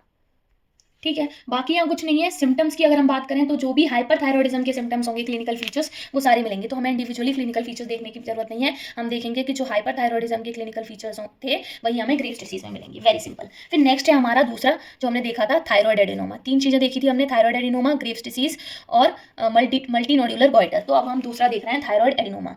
थायरॉयड एडिनोमा में क्या होता है, ट्यूमर होता है थायरॉयड ग्लैंड का। यहाँ पर ये क्या है, ये ट्यूमर है किसका, थायरॉयड ग्लैंड का। थायरॉयड एडिनोमा नाम से ही समझ में आ रहा है, एडिनोमा ट्यूमर हो गया। तो ट्यूमर अगर होगा थायरॉयड ग्लैंड का तो क्या होगा, T3 T4 ज़्यादा निकलेगा, लेकिन TSH तो पिट्यूटरी से निकल रहा है, तो T3 T4 अगर फीडबैक जाएगा तो TSH कम हो जाएगा, तो यहाँ पर TSH कम होगा। और यहाँ पर जो TPO एंटीबॉडी है वो 30 से ज़्यादा नहीं है, क्योंकि ये नॉन ऑटो इम्यून डिसऑर्डर है, तो ये नॉर्मल होंगी यहाँ पर, और ये हाइपरथायरॉयडिज्म होगा यहाँ पर। ठीक है, T3 T4 बढ़ने से हाइपरथायरॉयडिज्म है। ठीक है, अब यहाँ देखने को क्या मिलता है जो अलग से हम देखते हैं, तो हमने देखा था हाइपरथायरॉयडिज्म में क्या मिलता है, एक्सॉप्थैल्मस, सॉरी। तो हमने देखा था कि हाइपरथायरॉयडिज्म में क्या मिलता है, एक्सॉप्थैल्मस, तो वो यहाँ मिलेगा, जिसमें क्या होता है, प्रोप्टोसिस हो जाएगी, मतलब प्रोट्यूजन हो जाएगा आई बॉल का। और अगर आई बॉल प्रोट्यूड कर गई, मतलब दिस इज द सर्कल और इसमें ये बॉल है, तो ये पहले ऐसे थी, कवर करके रख रही थी इसको बहुत लेयर, अब ये बाहर आ गई, तो मोर चांसेस होंगे इन्फेक्शन के। तो क्या होगा, ऑप्टिक नर्व जो होती है वो डैमेज हो जाती है, जिसकी वजह से क्या होगा, ब्लाइंडनेस आएगी। तो हमने देख लिया, एक्सॉप्थैल्मस मिलेगा, प्रोप्टोसिस होगी, ब्लाइंडनेस मिलेगी। दूसरा जो एक्स्ट्रा ऑक्यूलर मसल्स हैं उनमें स्वेलिंग हो जाती है due to fat deposition. Swelling होगी तो क्या होगा, ब्लिंकिंग करने में डिफिकल्टी होगी। अगर ये पार्ट स्वेल कर गया और यहाँ पर हमारी लेसेस हैं या लिड्स हैं, तो लिड्स अब ब्लिंक नहीं कर पाएंगे क्योंकि ये पार्ट पूरा स्वेल कर गया है। तो स्वेलिंग अगर हो जाएगी तो ब्लिंकिंग में दिक्कत होगी, और आंखें ज़्यादा देर तक खुली रहेंगी तो ड्राइंग ऑफ कॉर्निया मिलेगी। तो क्या मिलेगा, ड्राइंग ऑफ कॉर्निया। ठीक है, ड्राइंग ऑफ कॉर्निया को हम कहते हैं केरेटाइटिस हो जाएगी, क्योंकि सैंड लाइक सेंसेशन लगेगा। अगर सूख जाएगी तो कैसा लगेगा, सैंड लाइक सेंसेशन, जिसे हम कहते हैं केरेटाइटिस, सैंड लाइक सेंसेशन, केरेटाइटिस। ठीक है, और तीसरी कंडीशन क्या है, multi nodular goitre. Multi nodular goitre नाम से ही समझ में आ रहा है कि गॉइटर में बहुत सारे नोड्यूल बन गए हैं। तो अगर T3 T4 पड़ेगा तो फॉलिकल्स बढ़ेंगे तो बहुत सारे नोड्यूल्स बन जाएंगे, जिसे हम कहते हैं मल्टी नोड्यूलर गॉइटर। ठीक है, फिर नेक्स्ट अब हम देख रहे हैं हमारा हाइपोथायरॉयडिज्म। अब तक हमने देखा हाइपरथायरॉयडिज्म, अब हम देख रहे हैं हाइपोथायरॉयडिज्म। तो बेसिक क्या होता है हाइपोथायरॉयडिज्म में, T3 T4 कम होता है और TSH यहाँ पर बढ़ता है। तो T3 T4 कम होता है, TSH बढ़ता है। डिसऑर्डर्स में हम देख चुके हैं क्या क्या आता है, क्रेटिनिज्म, मिक्सिडीमा, रिडिल थायरॉयडाइटिस, सब एक्यूट थायरॉयडाइटिस और हाशिमोटो थायरॉयडाइटिस। तो क्रेटिनिज्म के बारे में हम पढ़ के आए हैं, बच्चों में मिलेगा, एबनॉर्मल थायरॉयड ग्लैंड की वजह से T3 T4 कम हो जाता है, जिसकी वजह से ग्रोथ हार्मोन भी कम होगा, और क्योंकि डिमाइलिनेशन नहीं हो पाएगा तो मेंटल रिटार्डेशन भी होगा। ठीक है, वो हम देखा है क्रेटिनिज्म। तो पहला है हमारा क्रेटिनिज्म जो डन हो गया। दूसरा है हमारा मिक्सिडीमा में क्या होता है कि हाइपोथायरॉयडिज्म होता है अडल्ट्स में। तो बच्चों में अगर होगा तो क्या देखने को मिल रहा था, क्रेटिनिज्म। मिक्सिडीमा अडल्ट्स में होता है। इसमें क्या होता है, जो पर्सन है उसका एडिमेटस अपीयरेंस हो जाता है, मतलब सूजा हुआ दिखेगा पूरा, एडिमेटस अपीयरेंस हो जाता है। जनरलाइज्ड एडिमा मिलता है, एडिमेटस अपीयरेंस हो जाता है, जनरलाइज्ड एडिमा मिलेगा पूरी बॉडी का, और नॉन पिटिंग होगा, जो एडिमा होगा वो नॉन पिटिंग होगा, दबाने पर नहीं पता चलेगा, नॉन पिटिंग एडिमा होगा। और इसमें क्या होगा, एक्यूमुलेशन हो जाता है पॉलीसेकेराइड का। तो यहाँ पर एक्यूमुलेशन हो जाता है म्यूकोपॉलीसेकेराइड का। तो हमने देखा क्रेटिनिज्म में क्या होता है, मिक्सिडीमा में अडल्ट्स में होता है मिक्सिडीमा, एडिमेटस अपीयरेंस होता है, एडिमा जनरलाइज होगा, मतलब होल बॉडी पे, नॉन पिटिंग होगा, और एक्यूमुलेशन होगा म्यूकोपॉलीसेकेराइड का एक्यूमुलेशन होगा। मिक्सिडीमा हाइपरथायरॉयडिज्म में भी मिलता है, लेकिन यहाँ पर जो हाइपरथायरॉयडिज्म में है वहाँ पर अगर मिक्सिडीमा मिलेगा, ये हाइपो की बात हो रही है, हाइपो, लेकिन अगर हाइपर में मिक्सिडीमा मिलेगा तो वहाँ पर लोकलाइज्ड एडिमा मिलेगा, यहाँ पर जनरलाइज्ड एडिमा मिल रहा है, वहाँ पर लोकलाइज्ड एडिमा मिलेगा, जिसे हम कहते हैं प्रीटिवियल, मतलब प्रीटिवियल रीजन में मिलेगा यूजुअली। तो प्रीटिवियल रीजन में अगर मिल रहा है तो हम कहेंगे कि हाँ भाई हाइपरथायरॉयडिज्म है, लेकिन अगर जनरलाइज मिल रहा है तो वो हाइपोथायरॉयडिज्म है। उसके अलावा ग्वाइटर जो होता है, तो ग्वाइटर भी दोनों से होता है, हाइपर से भी और हाइपो से भी। तो ग्वाइटर में क्या होता है, एनलार्जमेंट हो जाता है, किसका? थायराइड ग्लैंड का। तो enlargement of thyroid gland is known as goitre. अब गॉइटर में दो तरह का गॉइटर होता है हमारा, एक होता है टॉक्सिक और दूसरा होता है नॉन टॉक्सिक। तो नॉन टॉक्सिक में हमारे दो आते हैं, एक होता है एंडेमिक और दूसरा होता है इडियोपैथिक। इडियोपैथिक जो हमें पता नहीं है, जिसका हमें रीजन नहीं पता क्यों हो रहा है, बस हो रहा है। तो एंडेमिक और इडियोपैथिक। एंडेमिक हमें पता है किसकी वजह से, due to deficiency of iodine. ऐसे एरियाज में जहाँ पर सीज नहीं होते, नमक नहीं होता, वहाँ पर डेफिशिएंसी होती है आयोडीन की, जिसकी वजह से नॉन टॉक्सिक गॉइटर होता है। अब टॉक्सिक गॉइटर जो होगा वो किसकी वजह से होगा, वो होता है हाइपर थायरॉयडिज्म की वजह से, और जो हम देख के आए हैं ग्रेव्स डिसीज, थायराइड एडिनोमा और एमएनजी। ठीक है। अब गॉइटर हाइपर थायरॉयडिज्म की वजह से भी हो रहा है और गॉइटर हाइपोथायरॉयडिज्म की वजह से भी होता है। हाइपर हो गया और दूसरा है हाइपो। तो हाइपोथायरॉयडिज्म की वजह से रिडील थायरोडाइटिस, ये भी एक तरह का गॉइटर है। सब एक्यूट थायरोडाइटिस जिसे हम कहते हैं डिक्वेरिन थायरोडाइटिस और हासीमोटो थायरोडाइटिस। तो जो सब एक्यूट है और जो हासीमोटो है वो ट्रांजिएंट, वहां पर हमें ट्रांजिएंट हाइपर थायरॉयडिज्म भी देखने को मिलता है, लेकिन बाद में जाकर हाइपोथायरॉयडिज्म मिलता है। इसीलिए हम कहते हैं कि वहां भी गॉइटर होगा, क्योंकि वहां पर ट्रांजिएंट हाइपर थायरॉयडिज्म भी देखने को मिलेगा। रिडिल थायरोडाइटिस जो है वहां पर कंप्लीटली हाइपोथायरॉयडिज्म भी मिलेगा। ठीक है। तो रिडिल थायरोडाइटिस देखते हैं पहले। रिडिल थायरोडाइटिस में क्या होगा, गॉइटर होगा। कैसा गॉइटर होगा, पेनलेस होगा, मतलब इसमें दर्द नहीं होगा। यहाँ पे सिर्फ हाइपोथायरॉयडिज्म मिलता है, कम वाला हमेशा ओनली। और ये एक इन्फ्लेमेटरी डिसऑर्डर है। यहाँ पर क्या होता है कि जो नॉर्मल टिश्यू होते हैं थायराइड वाले, उसमें फाइब्रोसिस हो जाती है। फाइब्रोसिस होने की वजह से हार्डनेस होगी, फाइब्रॉइड होने की वजह से हार्डनेस होगी। तो हम कहेंगे कि जो ग्लैंड है वो कैसी दिखेगी, वो स्टोनी हार्ड दिखेगी। तो स्टोनी हार्डनेस ऑफ ग्लैंड हो जाती है हमारी किसमें, रिडिल थायरोडाइटिस में। फिर है हमारी सब एक्यूट थायरोडाइटिस। सब एक्यूट थायरोडाइटिस को क्या कहते हैं, डिक्वेरिन थायरोडाइटिस। अब डिक्वेरिन थायरोडाइटिस को और क्या कहते हैं, इसे हम कहते हैं chronic granulomatous thyroiditis. De Quervain thyroiditis, chronic granulomatous thyroiditis और सब एक्यूट थायरोडाइटिस। यहाँ पर क्या होता है, T3 T4 पहले बढ़ता है, बाद में जाके T3 T4 कम होता है। तो यहाँ पर हाइपर थायरोडिज्म भी मिलेगा और हाइपोथायरोडिज्म भी मिलेगा। हाइपर और हाइपो दोनों मिलते हैं। अब यहाँ पर क्या होता है, इन्फेक्शन हो जाता है। इन्फेक्शन किसका, बैक्टीरिया का, वायरस का, अपर रेस्पिरेटरी ट्रैक्ट इन्फेक्शन, क्योंकि ये ग्रेनुलोमा बन रहा है। ग्रेनुलोमा कहाँ बनेगा, जहाँ इन्फेक्शन होगा। तो यहाँ इन्फेक्शन होता है। इन्फेक्शन के बाद छोटे छोटे ग्रेनुलोमेटस नोड्यूल्स बनते हैं। फिर वो नोड्यूल्स क्या होते हैं, वो डेवलप होते हैं, मतलब वहाँ पर लिम्फोसाइट्स आ गए, मैक्रोफेजेस आ गए, ये सब इकट्ठे होने लगते हैं। और क्या होता है, इन्फ्लेमेशन हो जाता है ग्लैंड का, इन्फ्लेमेशन ऑफ ग्लैंड मिलेगा, और जिसको हम कहते हैं सब एक्यूट थायरोडाइटिस, और जो कि कुछ महीने में अपने आप स्पॉन्टेनियसली सबसाइड हो जाती है। तो सब एक्यूट थायरोडाइटिस क्या है, कुछ टाइम बाद अपने आप ही क्या हो जाएगी, स्पॉन्टेनियसली गायब हो जाएगी सब एक्यूट थायरोडाइटिस। अब हम देख रहे हैं हासीमोटो थायरोडाइटिस। नेक्स्ट है हमारी हासीमोटो थायरोडाइटिस। तो हम दो देखा है, रिडिल वाली और सब एक्यूट। अब हम देख रहे हैं हासीमोटो थायरोडाइटिस। हासीमोटो थायरोडाइटिस क्या है, मोस्ट कॉमन हाइपोथायरॉयड डिसऑर्डर है। यहाँ भी दोनों चीजें मिलेंगी। क्या दोनों चीज है, हाइपर और हाइपो। तो मतलब T3 T4 का लेवल पहले बढ़ेगा फिर कम होगा। तो T3 T4 का लेवल पहले बढ़ेगा फिर बाद में जाके कम होगा। और यहाँ हाइपो प्लस हाइपर भी मिलेगा, दोनों मिलेंगे। ये ऑटो इम्यून डिसीज है। तो यहाँ पर क्या होगा, T3 T4 का लेवल कम हो जाएगा, बाद में जाके TSH का लेवल बढ़ा हुआ होगा और TPO का लेवल बढ़ा हुआ होगा, मोर देन 30, क्योंकि ये ऑटो इम्यून है। अब जैसे हमारी जो सब एक्यूट थी वो क्रोनिक ग्रेनुलोमेटस थायरोडाइटिस थी, ये हमारी क्रोनिक लिम्फोसिटिक थायरोडाइटिस है। मतलब यहाँ पर लिम्फोसाइट्स का कलेक्शन होगा थायराइड ग्लैंड में, लिम्फोसाइट्स आके इकट्ठे हो जाएंगे, मतलब एक्यूमुलेशन होगा लिम्फोसाइट्स का, जिसे हम क्या कहते हैं, इन्फिल्ट्रेशन या फिर एक्यूमुलेशन हो जाएगा हमारे लिम्फोसाइट्स का। तो जिसकी वजह से क्या होगा, इन्फ्लेमेशन होगा किसका, थायराइड ग्लैंड का, और थायराइड ग्लैंड का इन्फ्लेमेशन होगा तो हम उसे कहते हैं हासीमोटो थायरोडाइटिस।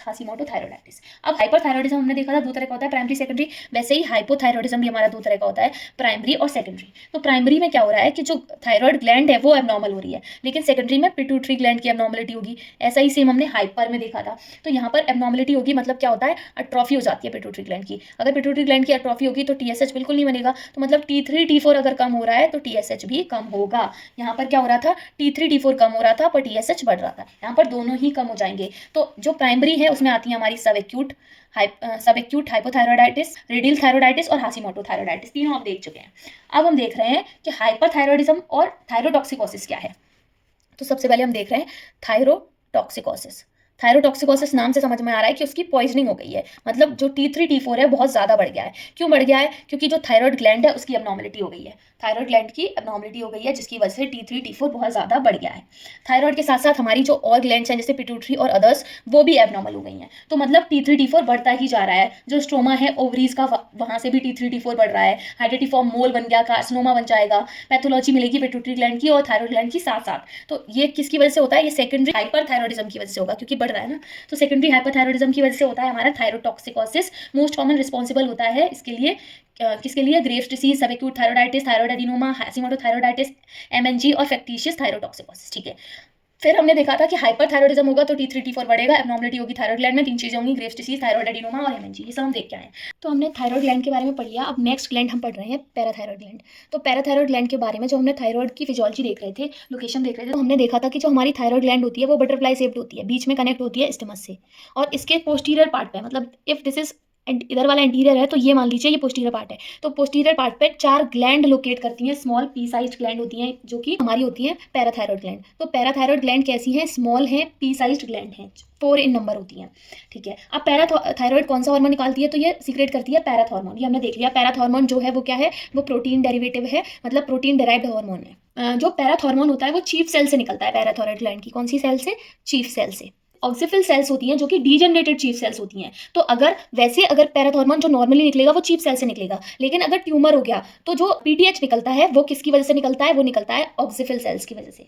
और ऑक्सीफिल सेल्स क्या है, ये डीजनरेटेड चीफ सेल्स है, मतलब जो चीफ सेल्स डीजनरेट हो जाती हैं उन्हें हम कहते हैं ऑक्सीफिल सेल्स, और ऑक्सीफिल सेल्स से निकलता है हमारा parathormone in case of tumour. ठीक है, अभी जब हमने थायराइड की फिजियोलॉजी पढ़ी थी तो हमने देखा था कि जो हमारा पीटीएच है वो रेगुलेट करता है कैल्शियम लेवल को। ठीक है, सीरम कैल्शियम को रेगुलेट करता है, और जो पीटीएच है वो थायराइड हार्मोन है एक हमारा कैल्सिटोनिन, उसका अपोजिट एक्शन करेगा। अब ये कैल्सिटोनिन भी सीरम कैल्शियम लेवल को मेंटेन कर रहा है, ये भी करेगा, पर इन दोनों का जो एक्शन है वो अपोजिट है। ठीक है, तो अगर पीटीएच की 2 कंडीशन हो सकती है, या तो पीटीएच बढ़ सकता है या कम हो सकता है। तो इन केस अगर पीटीएच बढ़ता है, तो अगर पीटीएच बढ़ेगा तो क्या होगा, तो होगा हाइपर कैल्सीमिया, मतलब जो कैल्शियम का लेवल है जो ब्लड में वो क्या होगा, बढ़ेगा। तो अगर पीटीएच बढ़ेगा तो कैल्शियम का लेवल बढ़ेगा और होगा क्या, हाइपर कैल्सीमिया।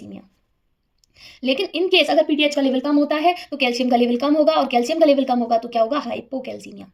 अब जब पीटीएच और कैल्सिटोनिन इन्वर्सली प्रोपोर्शनल है तो यहीं साथ साथ देख लेते हैं कैल्सिटोनिन भी, क्योंकि T3 T4 तो हम देखा है। तो कैल्सिटोनिन अगर बढ़ेगा या घटेगा तो क्या होगा, तो कैल्सिटोनिन अगर बढ़ेगा तो कैल्शियम का लेवल कम होगा, और घटेगा तो कैल्शियम का लेवल बढ़ेगा। तो मतलब अगर कैल्सिटोनिन बढ़ेगा तो हाइपर कैल्सीमिया नहीं होगा, यहाँ पर होगा हाइपोकैल्सीमिया, और यहाँ पर होगा hypercalcaemia, just opposite to parathyroid hormone. ठीक है, तो हमने देख लिया कि जो हाइपर सीक्रेशन अगर कैल्सिटोनिन का हो रहा है या पीटीएच का हो रहा है तो क्या हो रहा है। अब हम देखते हैं फास्फोरस। हमने दूसरा देखा था कि जो पीटीएच है वो सीरम कैल्शियम लेवल और सीरम फास्फोरस लेवल दोनों को रेगुलेट करता है। तो कैल्सिटोनिन को हम CA से नोट कर रहे हैं। कैल्शियम क्या है, अब कैल्सिटोनिन क्या है, कैल्सिटोनिन अगर बढ़ेगा या पीटीएच बढ़ेगा तो दोनों के केस में जो सीरम फास्फोरस है वो कम होगा। कैल्शियम के केस में ये दोनों इन्वर्सली प्रोपोर्शनल थे, लेकिन फास्फोरस के केस में अगर हम बात करें तो फास्फोरस के केस में ये दोनों डायरेक्टली प्रोपोर्शनल है, मतलब कैल्सिटोनिन बढ़े या पीटीएच बढ़े सीरम फास्फोरस कम ही होगा, और अगर कैल्सिटोनिन कम होगा या पीटीएच कम होगा तो सीरम फास्फोरस बढ़ेगा। मतलब यहाँ पर क्या है, calcitonin directly proportional to PTH, directly proportional inversely proportional to serum phosphorus level. ठीक है, तो एक बार देख लेते हैं कौन से हार्मोन्स बढ़ रहे हैं, कौन से हार्मोन कम हो रहे हैं। ठीक है, कौन से हार्मोन रेगुलेट कर रहे हैं। तो ये है हमारा सीरम कैल्शियम। सीरम कैल्शियम को कौन बढ़ा रहा है, तो एक लाइन ड्रॉ कर लेते हैं। इससे ऊपर जो बढ़ाने वाले हैं वो ऊपर लिखते जाएंगे, जो घटा रहे हैं वो नीचे लिखते जाएंगे। तो हमने देखा कि जो पीटीएच था हमारा वो डायरेक्टली प्रोपोर्शनल था, कि पीटीएच बढ़ रहा था तो हाइपर कैल्सीमिया हो रहा था। तो एक है हमारा पीटीएच जो कि बढ़ा रहा है कैल्शियम लेवल। दूसरा क्या है, तो दूसरा हमने देखा था कैल्सिटोनिन जो कि घटा रहा था, तो नीचे आ गया हमारा कैल्सिटोनिन जो घटा रहा है। तो पीटीएच बढ़ा रहा है, कैल्सिटोनिन घटा रहा है। इसके अलावा जो हमारा ग्रोथ हार्मोन था वो उसकी वजह से जो कैल्शियम लेवल है वो बढ़ता है। और एक और हार्मोन है कैल्सिट्रायोल, कैल्सिट्रायोल की वजह से कैल्शियम लेवल बढ़ेगा। तो बढ़ाएगा कौन, 3 हार्मोन बढ़ाएंगे, पीटीएच, कैल्सिट्रायोल और ग्रोथ हार्मोन, ये तीनों बढ़ाएंगे। तो घटाएगा कौन, कैल्सिटोनिन। और एक और हार्मोन हमारा होता है कॉर्टिसोल, हम सबने पढ़ा है। कॉर्टिसोल का काम क्या है कि वो घटाएगा, कैल्सिटोनिन का काम क्या है, वो ब्लड से एब्जॉर्ब करके बोन के पास ले जाएगा। तो कम कौन से कर रहे हैं, तो कम कर रहे हैं 2 हार्मोन, एक है कैल्सिटोनिन और दूसरा है कॉर्टिसोल। ये दोनों कम कर रहे हैं सीरम कैल्शियम लेवल को। अब हम देखते हैं सीरम कैल्शियम लेवल की नॉर्मल वैल्यू हमें कैसे पता चलेगा कि कम हो रहा है बढ़ रहा है। तो नॉर्मली होता है ये 8.5 टू 10.5 मिलीग्राम पर डेसीलीटर, 8.5 टू 10.5 मिलीग्राम पर डेसीलीटर, ये इसकी नॉर्मल वैल्यू है। अब नेक्स्ट हम देख रहे हैं हमारा फास्फोरस लेवल, सीरम फास्फोरस। तो हमने देखा कि सीरम फास्फोरस के केस में क्या है, तो जो हमारा कैल्सिटोनिन है और जो हमारा पैराथॉर्मोन है दोनों डायरेक्टली प्रोपोर्शनल है। दोनों क्या कर रहे हैं, फास्फोरस लेवल को कम कर रहे हैं, तो दोनों नीचे आ जाएंगे। तो दोनों नीचे आ जाएंगे, पीटीएच और कैल्सिटोनिन ये कम कर रहे हैं। अब बढ़ाएगा कौन, और हमने देखा था कॉर्टिसोल का काम था कि वो कैल्शियम लेवल कम कर रहा था। तो यहाँ पर भी कॉर्टिसोल का काम क्या है कि वो फास्फोरस लेवल को भी कम कर रहा है। तो अब बचा कौन, बड़ा कौन रहा था, ऊपर 3 हार्मोन बढ़ा रहे थे हमारे ग्रोथ हार्मोन, कैल्सिट्रायल और पीटीएच। तो पीटीएच नीचे आ गया, तो अब बचा कौन, कैल्सिट्रायल और जीएच, तो 2 हार्मोन बढ़ाएंगे और 3 हार्मोन कम करेंगे, मतलब सेम है, बस पीटीएच हमारा ऊपर की जगह नीचे आ गया। किसके केस में? सीरम फास्फोरस के केस में, क्योंकि यहाँ पर पीटीएच और कैल्सीटोनिन का रिलेशन डायरेक्टली प्रोपोर्शनल का हो गया। अब यहाँ पर सेम सीरम फास्फोरस की नॉर्मल वैल्यू अगर हम देखेंगे तो कितनी होती है? 3.5 टू 4.5 mg/dl, और कैल्शियम की कितनी थी? 8.5 टू 10.5 mg/dl। ठीक है, तो कैल्सीटोनिन और पीटीएच का काम है कि वो कैल्शियम लेवल मेंटेन करके रखते हैं। कैल्सीटोनिन बढ़ेगा तो कैल्शियम लेवल कम होगा, और कैल्शियम लेवल कम होगा तो क्या करेगा? पीटीएच उसको बढ़ाएगा, तो पीटीएच बढ़ेगा तो कैल्शियम लेवल बढ़ेगा। ठीक है, कैल्सीटोनिन और PTH in case of calcium, यहाँ पर हम देख लेते हैं in case of calcium, in case of phosphorus. तो कैल्शियम के केस में जो पीटीएच है वो डायरेक्टली इनवर्सली प्रोपोर्शनल है कैल्सीटोनिन के, और दूसरी तरफ फास्फोरस के केस में पीटीएच डायरेक्टली प्रोपोर्शनल है कैल्सीटोनिन के। ये थोड़ा एक कठिन कॉन्सेप्ट है, तो अगर आपने ये फीड कर लिया अपने माइंड में तो आपके बाकी सारे क्वेश्चंस इजीली हो जाएंगे, क्योंकि हमें ध्यान रखना है कि हमेशा पीटीएच कैल्सीटोनिन के इनवर्सली प्रोपोर्शनल नहीं है। अब हम देखते हैं बोन्स में क्या होता है। तो बोन्स में हमारे 3 टाइप के सेल्स होते हैं। कौन कौन से सेल्स होते हैं? एक होते हैं ऑस्टियोक्लास्ट, हमें सबको पता है। दूसरे होते हैं ऑस्टियोब्लास्ट, ये भी हमें पता है। और तीसरे होते हैं हमारे ऑस्टियोसाइट्स, जो बोन के खुद के सेल्स हैं। तो ऑस्टियोसाइट्स को हटा दो। अब 2 बचे, ऑस्टियोब्लास्ट और ऑस्टियोक्लास्ट। ऑस्टियोक्लास्ट का काम क्या है? तो क्लास्ट का काम है कि जो कैल्शियम है उसे बोन से, जो कैल्शियम है उसे बोन से ब्लड में ले जाना, कैल्शियम को। ये कौन कराएगा? हमारा ऑस्टियोक्लास्ट। ऑस्टियोब्लास्ट का काम क्या है? तो ब्लड वेसल से, मतलब ब्लड से कैल्शियम बोन में लाना। तो ये हमारा काम है ऑस्टियोब्लास्ट का। तो ब्लास्ट क्या कर रहा है? ब्लास्ट ब्लड से बोन में ला रहा है, ब्लड से बोन में ला रहा है, और क्लास्ट बोन से ब्लड में ले जा रहा है। तो मतलब कैल्सीटोनिन अगर बढ़ता है तो कैल्शियम लेवल कम होगा। अगर हमने देखा कि कैल्सीटोनिन जो है, 1 सेकेंड, अगर कैल्सीटोनिन जो है अगर वो बढ़ता है तो हमने देखा कैल्सीटोनिन बढ़ेगा तो कैल्शियम लेवल कम होगा। कहाँ पर? सीरम में। सीरम यानी कि ब्लड में कम होगा। तो ब्लड में कम हो रहा है तो कहाँ जाएगा? बोन में। तो ब्लड से बोन में जाएगा। तो कैल्सीटोनिन कौन सी एक्टिविटी कराएगा? Osteoblastic activity. कुछ भी डिफिकल्ट नहीं है, बहुत सिंपल है।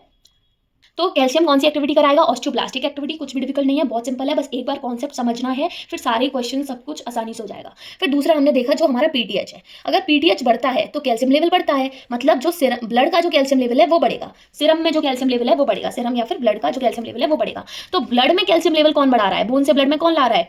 Osteoclast cells. तो यहाँ पर पीटीएच में कौन सी एक्टिविटी देखने को मिलेगी? Osteoclastic activity.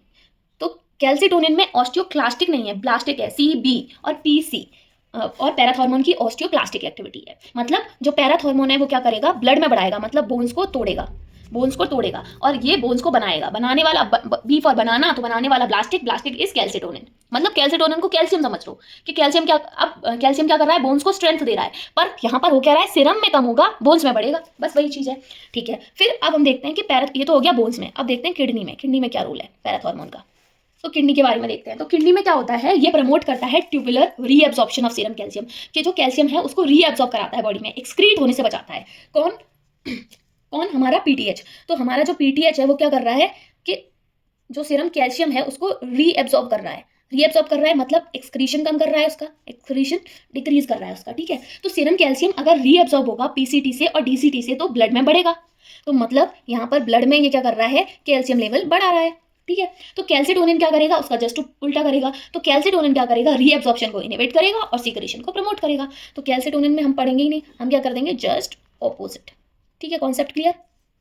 फिर देखते हैं जीआईटी में। किडनी का देख लिया, अब देखते हैं जीआईटी। जीआईटी में क्या होगा? तो जीआईटी में क्या होता है? जो पीटीएच है हमारा पैराथॉर्मोन, तो पैराथॉर्मोन क्या करता है? कैल्शियम का एब्जॉर्प्शन प्रमोट करता है। अगेन वो क्या कर रहा है? डाइट से, फूड से जो एब्जॉर्प्शन है वो ले रहा है, तो मतलब सीरम कैल्शियम बढ़ा रहा है। बेसिकली पीटीएच हर तरह से कैल्शियम लेवल बढ़ाएगा इन सीरम, और कैल्सीटोनिन बोन्स में बढ़ाएगा या फिर एक्सक्रीट कराएगा, कम करेगा, मतलब अगर ब्लड से कम करेगा, चाहे कहीं भी ले जाए, ब्लड से कम करेगा, एक्सक्रीट करा देगा, डाइट से एब्जॉर्ब नहीं करेगा, बेसिकली कम कर रहा है। तो पीटीएच का काम है सीरम कैल्शियम बढ़ाना, तो बढ़ाने का मतलब है कि वो डाइट से एब्जॉर्ब करेगा, और कैल्सीटोनिन क्या करेगा? इनहिबिट करेगा एब्जॉर्प्शन को। तो कैल्सीटोनिन यहाँ पे भी क्या करेगा? इनहिबिट करेगा एब्जॉर्प्शन को।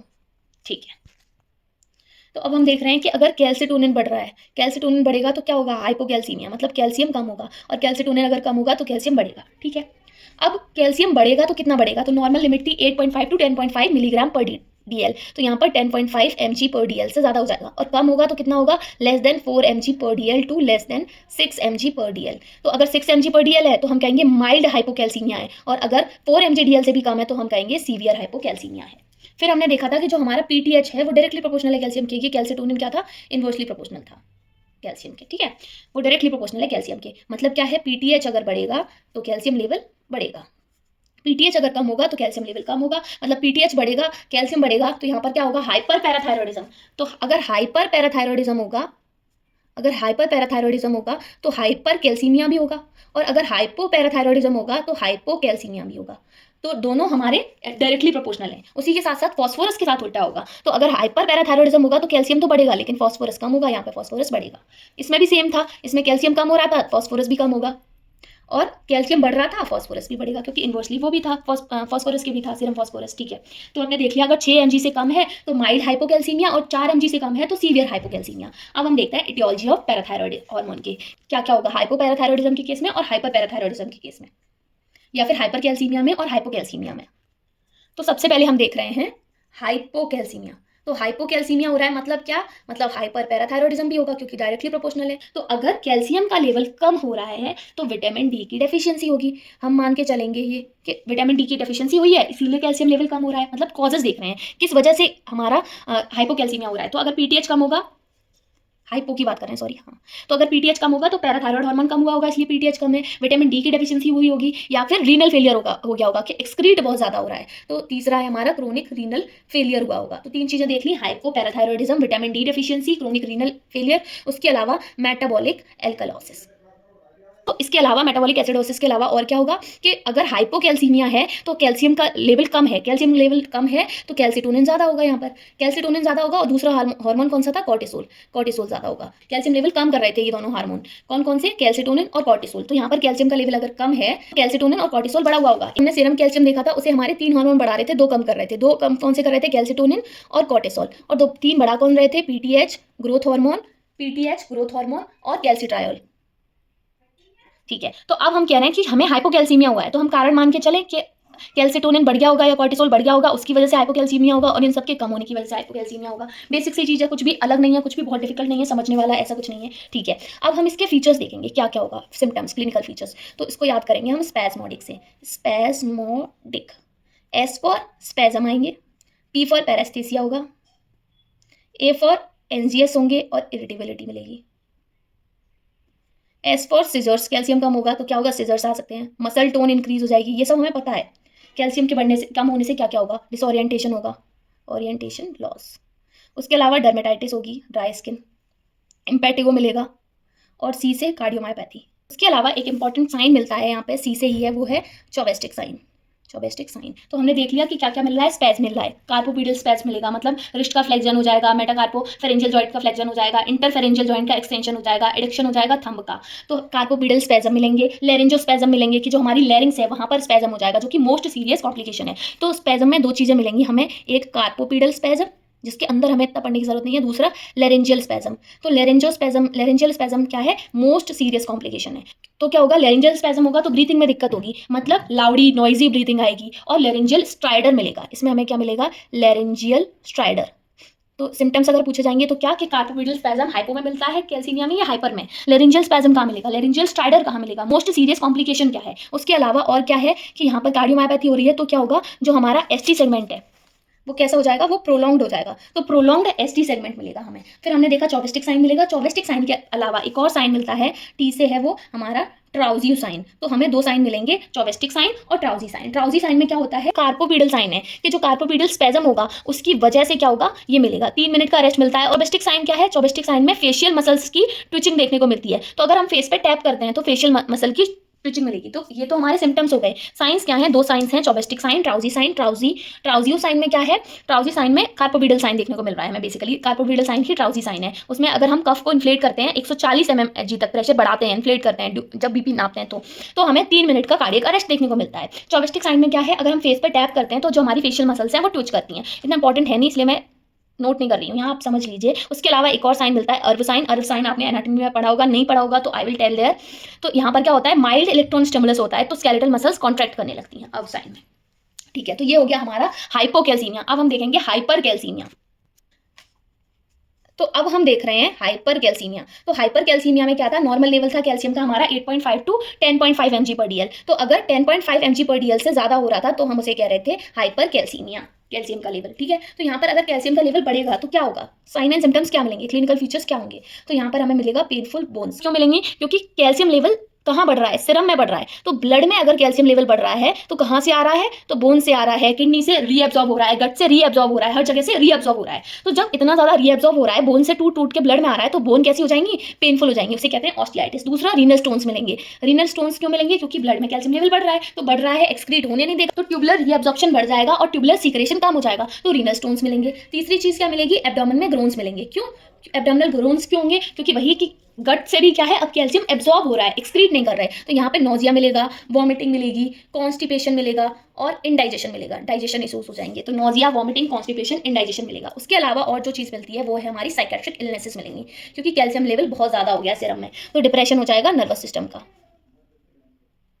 नर्वस सिस्टम का डिप्रेशन होगा तो क्या होगा, लेथार्जी होगी, थका थका लगेगा उसे, फटीग, मेमोरी लॉस हो जाएगी और डिप्रेशन होगा, मतलब ओवरऑल लिथार्जी वाली स्टेट आ जाएगी, पर्सन बहुत डिप्रेस्ड फील करेगा, बहुत ज़्यादा डल हो जाएगा और साइकोसिस देखने को मिलेगी। तो ये तो हमें याद करने पड़ेंगे। और वहाँ पर हमारा जो एसटी सेगमेंट था पीछे, वो क्या था, बड़ा हुआ मिल रहा था इन केस ऑफ हाइपोकैल्सीमिया। तो जब हाइपोकैल्सीमिया हो रहा था, मतलब जो कैल्शियम का लेवल था वो कम हो रहा था, तो जो हमारा एसटी सेगमेंट था बढ़ रहा था 2 सेकंड से ज़्यादा। तो यहाँ पर क्या होगा, एसटी सेगमेंट कम होगा 2 सेकंड से ज़्यादा इन केस ऑफ हाइपरकैल्सीमिया।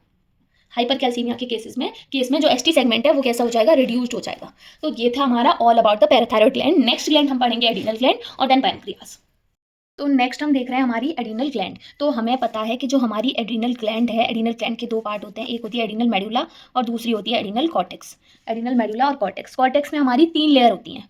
कौन कौन सी 3 लेयर होती हैं, तो कॉर्टेक्स में हमारी 3 लेयर होती हैं। पहली लेयर होती है जोना ग्लोमेरुलोसा, दूसरी होती है जोना फेसिकुलेटा, तीसरी होती है जोना रेटिकुलरिस। तो जोना ग्लोमेरुलोसा जो है वो निकालती है हमारे मिनरलोकॉर्टिकॉइड, जोना फेसिकुलेटा निकालती है ग्लूकोकॉर्टिकॉइड्स और जोना रेटिकुलरिस से निकलता है हमारे सेक्स हार्मोन्स। तो सबसे आउटर लेयर कौन सी है हमारी, जोना ग्लोमेरुलोसा। मिडिल वाली जोना फेसिकुलेटा। सबसे इनर लेयर कौन सी है, जोना रेटिकुलरिस। तो अब है एडिनल मेडुला। मेडुला से निकलते हैं हमारे कैटिकोलामाइंस। कैटिकोलामाइंस में क्या आते हैं, एपिनेफ्रिन या फिर एड्रेनलिन, नॉन एड्रेनलिन और नॉन एपिनेफ्रिन और डोपामिन। तो ये हमारे 3 निकलते हैं मेडुला से। अब हम देखते हैं सबसे पहले कॉर्टेक्स के बारे में। तो हमने देखा एडिनल ग्लैंड जो होती है आउटर कॉर्टेक्स होती है, इनर मेडुला होती है। तो हम यहाँ पे देख रहे हैं एडिनल कॉर्टेक्स यानी कि आउटर वन, एडिनल कॉर्टेक्स। अब जो एडिनल कॉर्टेक्स है वो क्या है, ये लाइफ सेविंग ग्लैंड है, इसीलिए हम इसे एसेंशियल एंडोक्राइन ग्लैंड भी कहते हैं। अगर इसकी एब्सेंस है, अगर किसी में एडिनल कॉर्टेक्स नहीं है तो पर्सन 3 से 15 दिन में मर जाएगा, इसीलिए ये लाइफ सेविंग ग्लैंड है। Within 3 to 15 days person die हो जाएगा। कब, अगर हमारी एडिनल ग्लैंड एब्सेंट है तो, इफ एब्सेंट। ठीक है, तो हमने देख लिया एडिनल कॉर्टेक्स आउटर पार्ट है एडिनल ग्लैंड का, लाइफ सेविंग ग्लैंड है, एसेंशियल एंडोक्राइन ग्लैंड है। अगर इसकी एब्सेंस होगी तो पर्सन 3 से 15 दिन में निपट जाएगा। एडिनल कॉर्टेक्स में हमारी 3 लेयर थी, कौन कौन सी, zona glomerulosa, zona fasciculata, zona reticularis. Glomerulosa mineralocorticoid outer layer है, मिडिल लेयर है हमारी जोना फेसिकुलेटा, फेसिकुलेटा से ग्लूकोकॉर्टिकॉइड और रेटिकुलरिस से सेक्स हार्मोन, और ये इनर लेयर है। इतना हम देख चुके। अब हम देखेंगे इंडिविजुअल के मिनरलोकॉर्टिकॉइड क्या होते हैं, ग्लूकोकॉर्टिकॉइड क्या होते हैं, बाकी सब क्या होते हैं। तो एडिनल कॉर्टेक्स क्या है, आउटर लेयर है, ये हमने पढ़ लिया। जो कॉर्टेक्स से निकलते हैं वो सारे कौन से हार्मोन्स हैं, स्टेरॉइड्स हार्मोन्स। जब हमने क्लासिफिकेशन पढ़ा था एडिनल कॉर्टेक्स का तो हमने देखा था कि कॉर्टेक्स के जो हार्मोन्स है वो स्टेरॉइड्स डिराइव्ड हार्मोन्स हैं। तो ग्लोमेरुलोसा से मिनरलोकॉर्टिकॉइड निकलना है। मिनरलोकॉर्टिकॉइड में हमारे क्या आते हैं, तो मिनरलोकॉर्टिकॉइड में हम पढ़ते हैं एल्डोस्टेरॉन एंड 11 डीऑक्सी कॉर्टिकोस्टेरॉन। तो हमने 2 हार्मोन देखे जो एडिनल मेडुला से निकल रहे हैं, कौन कौन से, पहला है हमारा एल्डोस्टेरॉन और फिर है हमारा 11 डीऑक्सी कॉर्टिकोस्टेरॉन। तो एल्डोस्टेरॉन और कॉर्टिकोस्टेरॉन 2 हार्मोन निकल रहे हैं एडिनल मेडुला से। ठीक है, मिनरलोकॉर्टिकॉइड जिन्हें हम कहते हैं। फिर हमारा है ग्लूकोकॉर्टिकॉइड। तो ग्लूकोकॉर्टिकॉइड में मतलब जोना फेसिकुलेटा, फेसिकुलेटा से हमारे 3 हार्मोन निकलते हैं, कौन कौन से, कॉर्टिसोल, कॉर्टिसोन और कॉर्टिकोस्टेरॉन। कॉर्टिसोल, कॉर्टिसोन और कॉर्टिकोस्टेरॉन, 3 हार्मोन, कॉर्टिसोल, कॉर्टिसोन और कॉर्टिकोस्टेरॉन। फिर है हमारी जोना रेटिकुलरिस। तो रेटिकुलरिस से हमारे निकलते हैं अगेन 3 हार्मोन जिन्हें हम सेक्स हार्मोन कहते हैं, एंड्रोजन, ईस्ट्रोजन और प्रोजेस्टेरॉन। ठीक है, एंड्रोजन, ईस्ट्रोजन एंड प्रोजेस्टेरॉन। और एंड्रोजन हम बहुत तरह का पढ़ते हैं, जैसे टेस्टोस्टेरॉन, एंडोस्टेरियोन, डाईहाइड्रो एपिएंडोस्टेरॉन और डाईहाइड्रो टेस्टोस्टेरॉन। ठीक है, 4 तरह के हमने देखे हैं। ऑप्स लाइन अगर आपने पढ़ा होगा तो वहाँ भी देखे होंगे। तो ये है। अब हम देखेंगे एक एक करके इनका फंक्शन क्या है, क्या करते हैं ये। तो सबसे पहले जोना ग्लोमेरुलोसा जो है हमारी, तो सबसे पहले जोना ग्लोमेरुलोसा जो हमारी आउटर मोस्ट लेयर है वो मिनरलोकॉर्टिकॉइड निकालती है। मिनरलोकॉर्टिकॉइड कौन कौन से हैं, एल्डोस्टेरॉन और 11 डीऑक्सी कॉर्टिकोस्टेरॉन। तो मेन हम एल्डोस्टेरॉन पढ़ते हैं। तो एल्डोस्टेरॉन का काम क्या है, ये ब्लड प्रेशर रेगुलेट करता है और दूसरा इलेक्ट्रोलाइट बैलेंस करता है। इलेक्ट्रोलाइट बैलेंस करता है और ब्लड प्रेशर रेगुलेट करता है, 2 काम है हमारे एल्डोस्टेरॉन की। फिर मिडिल लेयर है जोना फेसिकुलेटा, फेसिकुलेटा से निकलते हैं हमारे कॉर्टिसोल, कॉर्टिसोन, कॉर्टिकोस्टेरॉन। तो मेन हम पढ़ते हैं कॉर्टिसोल। कॉर्टिसोल क्या करता है, ये मेटाबॉलिज्म रेगुलेट करता है, हमारा ब्लड शुगर लेवल को मेंटेन करता है, तो मेटाबॉलिज्म रेगुलेट करता है, ब्लड शुगर लेवल को मेंटेन करता है और इम्यून सिस्टम को हैंडल करता है। तो इसके 3 काम है, metabolism, blood sugar and immune system. फिर जोना रेटिकुलरिस जो कि इनर मोस्ट लेयर है, और जोना रेटिकुलरिस में क्या होता है, ये क्या निकालती है, sex hormone. Sex hormone 3, androgen, oestrogen और प्रोजेस्टेरोन। तो हम मेन यहाँ पर एंड्रोजन पढ़ते हैं। एंड्रोजन में भी कौन सा, DHEA। तो DHEA क्या है, DHEA प्रिकर्सर है सेक्स हार्मोन का। जो DHEA है वो प्रिकर्सर है सेक्स हार्मोन का। कौन से सेक्स हार्मोन, ईस्ट्राडायोल और टेस्टोस्टेरोन, मतलब E1 E2 और टेस्टोस्टेरोन की बात कर रहे हैं हम यहाँ पे, ठीक है, छोड़ो। तो प्रिकर्सर है सेक्स हार्मोन्स का, ये हमें पता चल रहा है। अब हम देखते हैं कि अगर मिनरलोकॉर्टिकॉइड का हाइपर सीक्रेशन होगा तो क्या होगा, और हाइपो सीक्रेशन होगा तो क्या होगा। उससे पहले एक और, जब हम कॉर्टेक्स पढ़ ही रहे हैं तो एक और चीज देख लेते हैं कि अगर एम्ब्रियोलॉजिकल ऑरिजिन की बात करें कॉर्टेक्स की, तो ये डिराइव होती है इंटरमीडिएट मीजोडम से, और जो हमारी मेडुला है वो डिराइव होती है क्रेसेल से, न्यूरल क्रेसेल से। पर हम यहाँ पर कॉर्टेक्स की बात कर रहे हैं तो इंटरमीडिएट मीजोडम से ये डिराइव होती है, ठीक है। तो सबसे पहले मिनरलोकॉर्टिकॉइड की बात करते हैं, जिसमें हम मेन पढ़ते हैं कौन सा, एल्डोस्टेरोन। तो एल्डोस्टेरोन अगर बढ़ेगा तो क्या होगा, एल्डोस्टेरोन कम होगा तो क्या होगा। तो हमने देखा था कि जब हम पिट्यूटरी पढ़ रहे थे तो हमने देखा था पिट्यूटरी का काम है TSH निकालना और ACTH निकालना, फिर वो काम करते हैं एड्रिनल ग्लैंड पे, थायराइड ग्लैंड पे। तो इनडायरेक्टली ये पिट्यूटरी से भी रेगुलेट हो रहा था। तो पिट्यूटरी से रेगुलेट हो रहा था तो वहां पर क्या हो रहा था, वहां पर हमने देखा था कि वहां उस पिट्यूटरी की वजह से, पिट्यूटरी ट्यूमर की वजह से भी ये हार्मोन्स बढ़ रहे थे। तो अगर पिट्यूटरी के लेवल पे गड़बड़ी है, ये हम याद रखेंगे, तो हमेशा डिसीज होती है। और अगर एडिनल के लेवल पे गड़बड़ी है खुद कॉर्टेक्स में, तो सिंड्रोम होगा। तो अब हम देख रहे हैं एल्डोस्टेरोन, कि अगर एल्डोस्टेरोन बढ़ेगा तो क्या होगा, एल्डोस्टेरोन कम होगा तो क्या होगा। एल्डोस्टेरोन बढ़ेगा तो क्या मिलेगा हमें, कौन सिंड्रोम, और अगर एल्डोस्टेरोन कम होगा तो क्या मिलेगा, एडिसन्स डिसीज। उसके अलावा अगर एल्डोस्टेरोन बढ़ेगा मतलब हाइपर होगा, तो उसकी वजह से क्या हो रहा है, एक तो हो रहा है हमारा कोन्स सिंड्रोम और दूसरा एडिसन डिसीज। और दूसरी तरह अगर हम इंडायरेक्टली देखें तो कोन्स सिंड्रोम और कोन्स डिसीज होगी, और यहाँ पर होगा हमारे एडिसन डिसीज। उसके अलावा अगर, ठीक है, तो ये तो बात हो गई हमारे मिनरलोकॉर्टिकॉइड की। फिर हम बात करते हैं ग्लूकोकॉर्टिकॉइड यानी कि कॉर्टिसोल की। तो वही बात है कि अगर कॉर्टिसोल बढ़ेगा तो क्या होगा, कुसिंग सिंड्रोम होगा। अब कुसिंग सिंड्रोम भी होता है, कुसिंग डिसीज भी होती है। तो सिंड्रोम किसकी वजह से होगा, अगर दिक्कत एडिनल के लेवल पे, अगर पिट्यूटरी के लेवल पे दिक्कत होगी तो कुसिंग डिसीज होगी। अगर कम होगा कॉर्टिसोल तो क्या होगी, यहाँ पर भी एडिसन्स डिसीज होगी। और दूसरा CAH होगा, कंजेनाइटल एड्रीनल हाइपरप्लेशिया, जो हम देखते हैं हर्माफ्रोडिटिज्म में, सीडो हर्माफ्रोडिटिज्म में। फिर उसके बाद है हमारे सेक्स हार्मोन्स। तो सेक्स हार्मोन में क्या होता है, अगर हाइपर सीक्रेशन हो जाता है सारे सेक्स हार्मोन का, जो सेक्स हार्मोन से अगर वो बढ़ गए, उन सब का हाइपर सीक्रेशन हो गया, तो हमारी बीमारी होती है एड्रीनोजेनाइटल सिंड्रोम। और अगर सेक्स हार्मोन कम हो गए तो क्या होगा, तो होगा TFS यानी कि टेस्टिकुलर फेमिनाइजिंग सिंड्रोम, या फिर एंड्रोजन इंसेंसिटिविटी सिंड्रोम। तो ये हमने देख लिया। अब हम देखते हैं pH नॉर्मल हमारा। तो हमारी बॉडी का जो नॉर्मल pH होता है वो 7.35 से 7.45 ये होता है नॉर्मल। तो अगर मान लो हम कहें कि अगर pH बढ़ गया या pH कम हो गया, तो pH कम होगा तो क्या होगा, एसिडोसिस, और pH बढ़ेगा तो क्या होगा, एल्कलोसिस। तो एसिडोसिस और एल्कलोसिस दो चीजें मिलती हैं हमें। एसिडोसिस कब होगी, pH कम कब होगा, तो pH कम कब होगा, जब H पॉजिटिव आयन ज्यादा होंगे तो pH कम होगा, क्योंकि H positive ion is inversely proportional to pH। तो अगर H पॉजिटिव आयन कम होंगे तो pH ज्यादा होगा। तो मतलब H पॉजिटिव आयन ज्यादा है तो एसिडोसिस होगी, कम है तो एल्कलोसिस होगी। ये डायरेक्टली हम समझते हैं। अब एसिडोसिस भी दो तरह की होती है, रेस्पिरेटरी और मेटाबॉलिक, और एल्कलोसिस भी दो तरह की होती है, रेस्पिरेटरी और मेटाबॉलिक। अब हम देख रहे हैं एसिडोसिस और एल्कलोसिस। तो अब हम एसिडोसिस और एल्कलोसिस देख रहे हैं। तो एसिडोसिस हमारी दो तरह की होती है, रेस्पिरेटरी, मेटाबॉलिक। एल्कलोसिस भी दो तरह की होती है, रेस्पिरेटरी, मेटाबॉलिक। ठीक है, चार चीजें हम पढ़ेंगे यहाँ पर, respiratory acidosis, metabolic acidosis, respiratory alkalosis, metabolic alkalosis. तो सबसे पहले रेस्पिरेटरी एसिडोसिस की बात करते हैं। तो हमारा कहना है कि रेस्पिरेटरी एसिडोसिस कब होगी, तो ये हमें कैसे पता चलेगा कि एसिडोसिस हो रही है या एल्कलोसिस हो रही है। तो हमने देखा कि जब H पॉजिटिव आइंस बढ़ेंगे तो एसिडोसिस होगी। तो हम कह सकते हैं यहाँ पर H पॉजिटिव आइंस बढ़ेंगे, pH कम होगा, ये दो चीजें तो हमें मिलेंगी। अब मान लीजिए अगर H पॉजिटिव आयंस बढ़ गए तो क्या होगा, तो हमारा जो HCO3 है वो क्या हो जाएगा, बढ़ जाएगा। हम कहेंगे कि जो हमारा बाइकार्बोनेट आयन है वो भी बढ़ेगा। बाइकार्बोनेट आयन बढ़ेगा तो कार्बन डाइऑक्साइड का जो PCO2 है, जो partial pressure of carbon dioxide है, वो बढ़ जाएगा। ठीक है, तो रेस्पिरेटरी एसिडोसिस में क्या होगा, सब कुछ बढ़ेगा, बस pH कम हो जाएगा। मेटाबॉलिक एसिडोसिस की बात करें तो जो चीज फिक्स है एसिडोसिस में, एसिडोसिस मतलब pH कम, रेस्पिरेटरी मतलब बाइकार्बोनेट आयन देखेंगे यहाँ पर हम, और मेटाबॉलिक का मतलब PCO2 लेवल देखेंगे। तो बाइकार्बोनेट आयन कहाँ बढ़े हुए होंगे, हमारे रेस्पिरेटरी एसिडोसिस में, और कम कहाँ हो जाएंगे, मेटाबॉलिक एसिडोसिस में। तो यहाँ कम हो जाएंगे और यहाँ पर PCO2 भी कम हो जाएगा। दोनों चीजें देखते हैं हम, यहाँ SCO3 मतलब एसिडोसिस में HCO3 आयन देखते हैं और PCO2 का लेवल देखते हैं। ठीक है, PCO2 बढ़ेगा, PCO2 कम होगा, SCO3 बढ़ेगा, SCO3 कम होगा, pH कम होगा, pH कम होगा। pH इज अ फिक्स, क्योंकि यहाँ पर दोनों जगह एसिडोसिस हो रही है, और H पॉजिटिव आयन यहाँ पर ज्यादा है तो यहाँ पर भी ज्यादा ही होंगे क्योंकि एसिडोसिस हो रही है। ठीक है, अब एल्कलोसिस की बात करें तो क्या चीज फिक्स रहेगी, H पॉजिटिव आयन दोनों साइड कम होंगे, pH दोनों साइड ज्यादा होगा, ये चीज। अब SCO3 की बात करें तो यहाँ पर रेस्पिरेटरी एसिडोसिस जब हो रही थी तो बाइकार्बोनेट आयन बढ़ रहे थे, पर रेस्पिरेटरी एल्कलोसिस होगी, मतलब हाइड्रोजन आयन कम हो रहे हैं तो HCO3 आयन कम होंगे। HCO3 आयन कम होंगे तो PCO2 भी कम हो जाएगा, और दूसरी तरफ SCO3 आयन बढ़ेंगे तो PCO2 भी बढ़ जाएगा। तो हम देखते हैं कि जो रेस्पिरेटरी एल्कलोसिस है और मेटाबॉलिक एसिडोसिस है, ये काफी सिमिलर है। बस अंतर किसका है? पीएच का और हाइड्रोजन आयन का। एक में बढ़ते हैं, एक में कम होते हैं, बाकी दोनों चीजें दोनों की सेम है। ठीक है, समझ में आ गया। अब हमारी बॉडी में दो आयन और होते हैं जो इंपॉर्टेंट रोल प्ले करते हैं, दैट इज सोडियम आयन और पोटेशियम आयन। तो अब इनके बारे में जानते हैं। तो सीरम जो सोडियम का जो नॉर्मल लेवल होता है सीरम सोडियम का, वो कितना होता है? 135 से लेकर 145 मिली इक्विवेलेंट पर लीटर। और अगर यही पोटेशियम की बात करें तो पोटेशियम हम देखते हैं 3.5 to 5 millimoles per litre.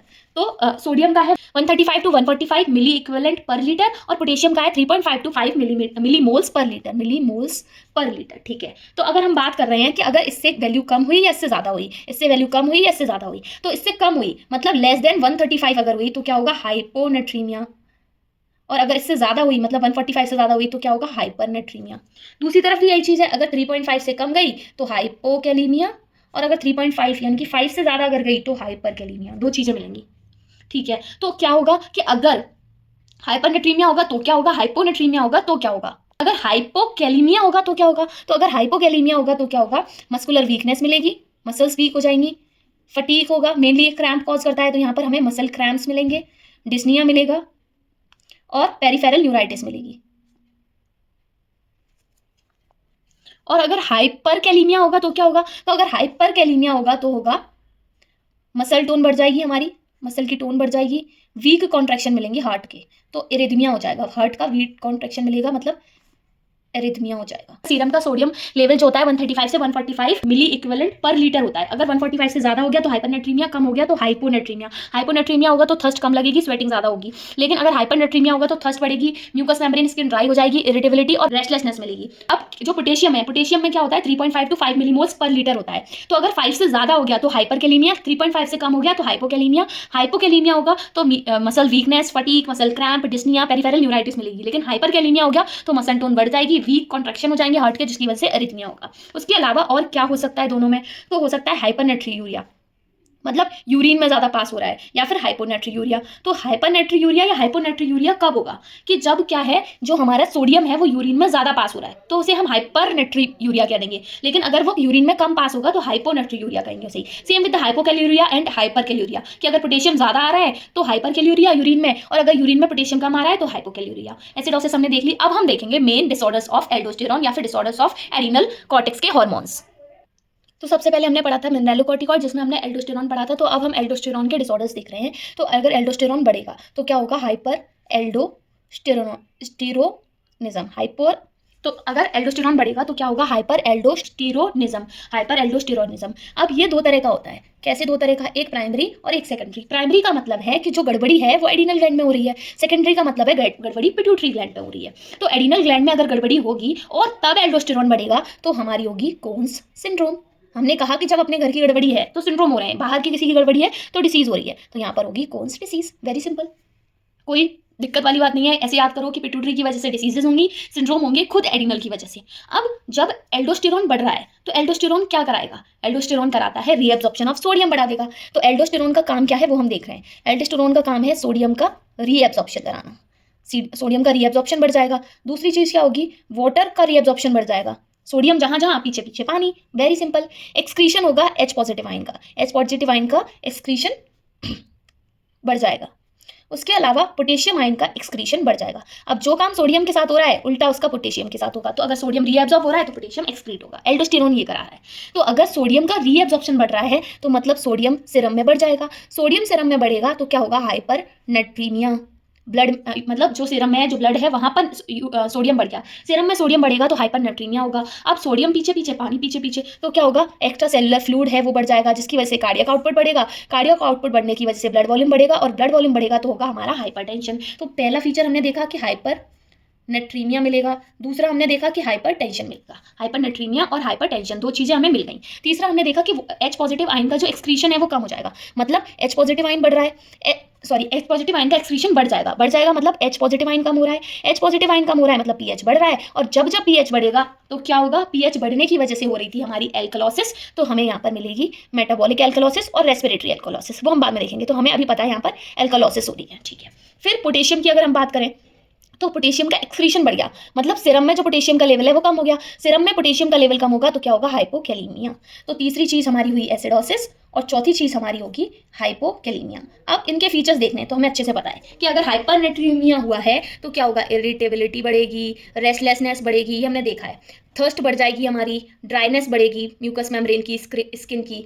और अगर हाइपोकैलीमिया हो रहा था वो भी हमने देखा था कि अगर पोटेशियम का लेवल कम हो रहा है, हाइपोकैलीमिया हो रहा है, तो क्या होगा, मसल्स वीक हो जाएंगी, फटीग रहेगा, क्रैम्प्स मिलेंगे कम होने की वजह से, डिस्निया होगा। ये सब हम देख के आए हैं पीछे, तो एक बार पढ़ लीजिए, बार बार काम आएगा। पेरिफेरल न्यूराइटिस होगी।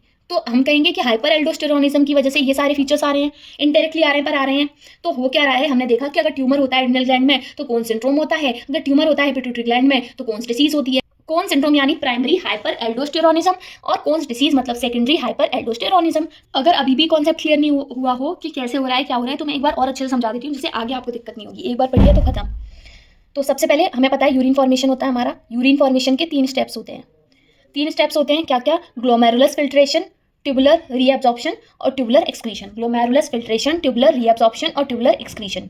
अब जो हमारा ग्लोमेरुलस फिल्ट्रेट होता है उसमें यूजफुल सब्सटेंस होते हैं और मेटाबॉलिक सब्सटेंस होते हैं, तो वो फिल्टर होकर आ जाते हैं, बाकी एक्सक्रीट कर देती है बॉडी। तो मतलब जो यूजफुल प्रोडक्ट्स होते हैं वो ट्यूबुलर पोर्शन के थ्रू रीअब्जॉर्ब होते हैं। तो जो नॉर्मली हमारा GFR होता है, ग्लोमेरुलर फिल्ट्रेशन रेट, हालांकि ये हम रीनल वाली में पढ़ेंगे पर अब यहाँ हम थोड़ा थोड़ा देख रहे हैं, वो होता है 125 ml पर मिनट। ये आपको कभी नहीं भूलना है, this is very important. And 180 litre per day. ठीक है। अब एल्डोस्टेरॉन का हम फंक्शन देख रहे हैं, तो एल्डोस्टेरॉन क्या करा रहा है, 4 चीजें करा रहा है, हमने देख लिया। सोडियम रिजॉर्प्शन कराएगा, वाटर का रीअब्जॉर्प्शन कराएगा, पोटेशियम का एक्सक्रीशन कराएगा और वाटर का एक्सक्रीशन कराएगा। तो ये कब होगा, जब अगर एल्डोस्टेरॉन बढ़ेगा तो ये सारी चीजें बढ़ेंगी, और जब एल्डोस्टेरॉन कम होगा तो ये सारी चीजें कम होंगी। और अगर यहाँ पर जो एल्कलोसिस हो रही थी वो मेटाबॉलिक एल्कलोसिस होगी, और जो एसिडोसिस होगी वो मेटाबॉलिक एसिडोसिस होगी। ठीक है, ये सब हमने देख लिया, क्योंकि यहाँ पर क्या हो रहा है, पीएच डिसबैलेंस हो रहा है, तो हम कहेंगे एल्कलोसिस, मेटाबॉलिक एल्कलोसिस, और एसिडोसिस, मेटाबॉलिक एल्कलोसिस। फिर हमने ये भी देख लिया हाइपोनेट्रीमिया, हाइपोकैलीमिया कैसे होता है। ठीक है, हाइपर एल्डोस्टेरोनिज्म हमने देख लिया। अब हम देख रहे हैं उसके कॉजेज, कि कॉजेज क्या होते हैं उसके। तो कॉजेज क्या होते हैं, तो पहला कॉज है हमारा सिरोसिस। अगर सिरोसिस है किसी को, सिरोसिस ऑफ लिवर तो होगा। अगर क्रोनिक रीनल फेलियर है तो होगा, या फिर कोई नेफ्रोटिक सिंड्रोम है। अगर हाइपर एल्डोस्टेरोनिज्म हो रहा है तो 2 तरह का होता है, primary secondary. Primary adrenal cortex का ट्यूमर, कोन्स सिंड्रोम। सेकेंडरी किसका, पिट्यूटरी ग्लैंड का ट्यूमर, कोन्स डिसीज। और ये सारी चीजें हमारी मेनली एसोसिएटेड होती हैं सेकेंडरी से, क्योंकि अदर देन एड्रिनल दिक्कत हो रही है। ठीक है। अब अगर हम हाइपो एल्डोस्टेरोनिज्म की बात करें तो हमने देखा था एडिसन डिसीज होती है एल्डोस्टेरॉन कम होने से, या फिर कोई भी मिनरलोकॉर्टिकॉइड, ग्लूकोकॉर्टिकॉइड कम होगा तो हमारी एडिसन डिसीज होगी। तो हम उसे एक साथ देख लेंगे। अब हम नेक्स्ट देखते हैं हमारा ग्लूकोकॉर्टिकॉइड। तो अब हम नेक्स्ट देख रहे हैं ग्लूकोकॉर्टिकॉइड। ग्लूकोकॉर्टिकॉइड्स किससे सीक्रेट होते हैं, जोना फेसिकुलेटा से। ग्लूकोकॉर्टिकॉइड में 3 हार्मोन पढ़े थे हमने, कॉर्टिसोल, कॉर्टिसोन और कॉर्टिकोस्टेरोन। मेजर हार्मोन कौन सा था हमारा, कॉर्टिसोल। तो कॉर्टिसोल के बारे में हम यहाँ पढ़ेंगे। तो जो कॉर्टिसोल है, कॉर्टिसोल अगर बढ़ेगा तो क्या होगा, कॉर्टिसोल कम होगा तो क्या होगा। तो कॉर्टिसोल बढ़ेगा तब क्या होगा, कम होगा तो क्या होगा, ये हम देख चुके कि बढ़ता है तो कुसिंग सिंड्रोम होता है। कुसिंग सिंड्रोम बढ़ेगा तो कुसिंग सिंड्रोम या कुसिंग डिसीज होगी, 2 चीजें होंगी। और कम होगा तो एडिसन डिसीज होगी। सारे हार्मोन्स की कमी से एडिशन हो रही है, तो वो हम एक साथ देखेंगे। तो हम यहाँ पर देखेंगे कुसिंग डिसीज या फिर Cushing syndrome, Cushing disease and Cushing syndrome. ठीक है। अब बात करते हैं पहले कॉर्टिसोल की, कि कॉर्टिसोल क्या करता है, मतलब कहाँ उसका एक्शन, उसका फंक्शन देख रहे हैं हम। तो उसका जो फर्स्ट एक्शन होता है वो होता है कार्बोहाइड्रेट पे। कॉर्टिसोल का जो फर्स्ट एक्शन है वो कार्बोहाइड्रेट पे है। तो कार्बोहाइड्रेट पे क्या कर रहा है, बेसिकली ये 2 चीजें करेगा। हमारे पास 2 प्रोसेस होती हैं, ग्लूकोजेनेसिस और ग्लाइकोजेनोलाइसिस। ग्लाइकोजेनोलाइसिस का मतलब है कि 2 प्रोसेस होती हैं, 2 प्रोसेस हम जनरली पढ़ते हैं। वो क्या होती है हमारी, ग्लाइकोजेनेसिस मतलब ग्लाइकोजन का फॉर्मेशन, और दूसरी होती है ग्लाइकोजिनोलिसिस मतलब ग्लाइकोजन का टूटना, ग्लूकोज बनाना। तो हमने देखा 2 प्रोसेस होती हैं, ग्लाइकोजेनेसिस और ग्लाइकोजिनोलाइसिस। उसके अलावा अगर प्रोटीन से ग्लूकोज बनता है तो एक और प्रोसेस होती है, दैट इज ग्लूकोनियोजेनेसिस, मतलब नया ग्लूकोज बन रहा है। नियो मतलब नया बन रहा है। तो अगर ग्लाइकोजेनोसिस क्या है, ग्लाइकोजन का फॉर्मेशन हो रहा है किससे, ग्लूकोज से। दूसरा क्या है कि ग्लाइकोजन टूट रहा है, ग्लाइकोजन टूट रहा है और क्या बन रहा है, ग्लूकोज बन रहा है। और तीसरा क्या है कि प्रोटीन से क्या बन रहा है, ग्लूकोज, जिसे कहते हैं हम ग्लूकोनियोजेनेसिस। तो अगर कॉर्टिसोल बढ़ता है, अब कॉर्टिसोल का काम क्या है, कॉर्टिसोल का काम है, फर्स्ट एक्शन है कार्बोहाइड्रेट पे। मतलब अगर कॉर्टिसोल बढ़ेगा और या कॉर्टिसोल घटेगा, तो अगर कॉर्टिसोल बढ़ता है तो क्या होता है, ग्लूकोज का लेवल बढ़ाता है। मतलब क्या करेगा, हाइपरग्लाइसीमिया, मतलब ग्लाइकोजन को तोड़ेगा, नॉर्मल सी बात है। तो कौन सी प्रोसेस देखने को मिलेगी, ग्लाइकोजिनोलिसिस, हाइपरग्लाइसीमिया कॉज करेगा। और अगर कॉर्टिसोल कम होता है तो क्या होगा, तो ग्लूकोज कम होगा। मतलब कौन सी प्रोसेस होगी, जेनेसिस या फिर जो ग्लूकोनियोजेनेसिस है या फिर जो ग्लाइकोजिनोलिसिस है वो यहाँ पर कम हो जाएंगी, ऊपर वाले में बढ़ेगी। तो यहाँ पर क्या देखने को मिलेगा हमें, हाइपोग्लाइसीमिया। तो हाइपोग्लाइसीमिया होगा मतलब ग्लूकोज कम करना है, तो ग्लूकोज कम करना है तो या तो ग्लाइकोजन का फॉर्मेशन करा दो या फिर ग्लूकोज कम करना है तो यहाँ पर हाँ, तो ग्लूकोज कम करना है तो क्या करेंगे हम, ग्लाइकोजन का फॉर्मेशन करा देंगे, तो मतलब ग्लाइकोजिनोलिसिस और ग्लूकोनियोजेनेसिस कम हो जाएंगे, ये वाली बढ़ जाएगी। ठीक है, सिंपल है, कोई इतना मेजर कॉन्सेप्ट नहीं है। फिर दूसरा है प्रोटीन पे। प्रोटीन पे क्या करता है, ये हमारा जो कॉर्टिसोल है वो कैटाबॉलिज्म कराता है। कैटाबॉलिज्म क्या होता है, ब्रेक डाउन। ब्रेक डाउन मतलब प्रोटीन को यूज करा रहे हैं, तो अगर प्रोटीन यूज होगी, बहुत ज्यादा यूसेज होने लगेगी, कैटाबॉलिज्म सॉरी, अगर यूजिंग प्रोटीन, कैटाबॉलिज्म मतलब यूजिंग प्रोटीन, तो अगर यूसेज ऑफ प्रोटीन बढ़ेगा, अगर यूसेज बढ़ेगा तो मसल का जो बल्क है वो कैसा होने लगेगा, कम होने लगेगा। मसल का बल्क कम होगा तो क्या होगा, मसल वेस्टिंग होगी, मतलब अब पर्सन लीन थिन हो जाएगा, दुबला पतला हो जाएगा। तीसरा एक्शन है उसका फैट पे। तो पहला है कार्बोहाइड्रेट पे, क्या कर रहा है, ग्लूकोज बढ़ा रहा है। ठीक है, दूसरा एक्शन है मसल वास्टिंग करा रहा है। तीसरा एक्शन है लाइपोलिसिस कराएगा। लाइपोलिसिस क्या होती है, ब्रेकडाउन ऑफ फैट, ये हमने ग्रोथ हार्मोन में भी देखी थी। तो कॉर्टिसोल अगर बढ़ेगा तो क्या होगा, लाइपोलिसिस बढ़ेगी। लाइपोलिसिस बढ़ेगी तो पर्सन कैसा होगा, लीन थिन। और अगर कॉर्टिसोल कम होगा तो क्या होगा, लाइपोलिसिस कम होगी। लेकिन कभी कभार क्या होता है, ओबेसिटी होती है, मतलब फैट का डिपोजिशन हो जाता है एबनॉर्मली, जिसे हम कहते हैं डिसप्रपोर्शियोनेटली। तो चेस्ट पे या बैक पे तो बफेलो हम्प बन जाएगा, फेस में मून फेसेस होंगे, बटक्स पे होगा, तो यहाँ पर एबनॉर्मल हो जाता है, कभी कभार एबनॉर्मल फैट डिपोजिशन हो जाता है। ठीक है, फिर उसके बाद है ब्लड सेल्स पे इसका एक्शन। फोर्थ है हमारा ऑन द ब्लड सेल्स। अब ब्लड सेल्स पे क्या काम है, तो कॉर्टिसोल बढ़ता है तो कौन कौन से सेल्स बढ़ेंगे, कॉर्टिसोल बढ़ रहा है अगर, तो हमारे बढ़ेंगे आरबीसीज, प्लेटलेट्स और न्यूट्रोफिल्स। और कम कौन से होंगे, तो आरबीसी, प्लेटलेट्स, न्यूट्रोफिल्स बढ़ रहे हैं, पर ईसोनोफिल कम होंगे, बेसोफिल कम होंगे और लिम्फोसाइट्स कम होंगे। तो आरबीसी बढ़ेंगे, प्लेटलेट बढ़ेंगे, न्यूट्रोफिल्स बढ़ेंगे, ईसोनोफिल, बेसोफिल और लिम्फोसाइट्स कम होंगे। नर्वस सिस्टम पे क्या काम करता है, तो नर्वस सिस्टम पे अगर हम देखें तो हमारा फिफ्थ पॉइंट है नर्वस सिस्टम पे। नर्वस सिस्टम पे क्या काम करेगा, मूड और बिहेवियर कंट्रोल करेगा। तो अगर कॉर्टिसोल कम होगा, कॉर्टिसोल के कम होने की वजह से इरिटेबिलिटी आएगी और दूसरा लेक ऑफ कंसंट्रेशन होगा, इरिटेबिलिटी आएगी और क्या होगा, लेक ऑफ कॉन्सेंट्रेशन।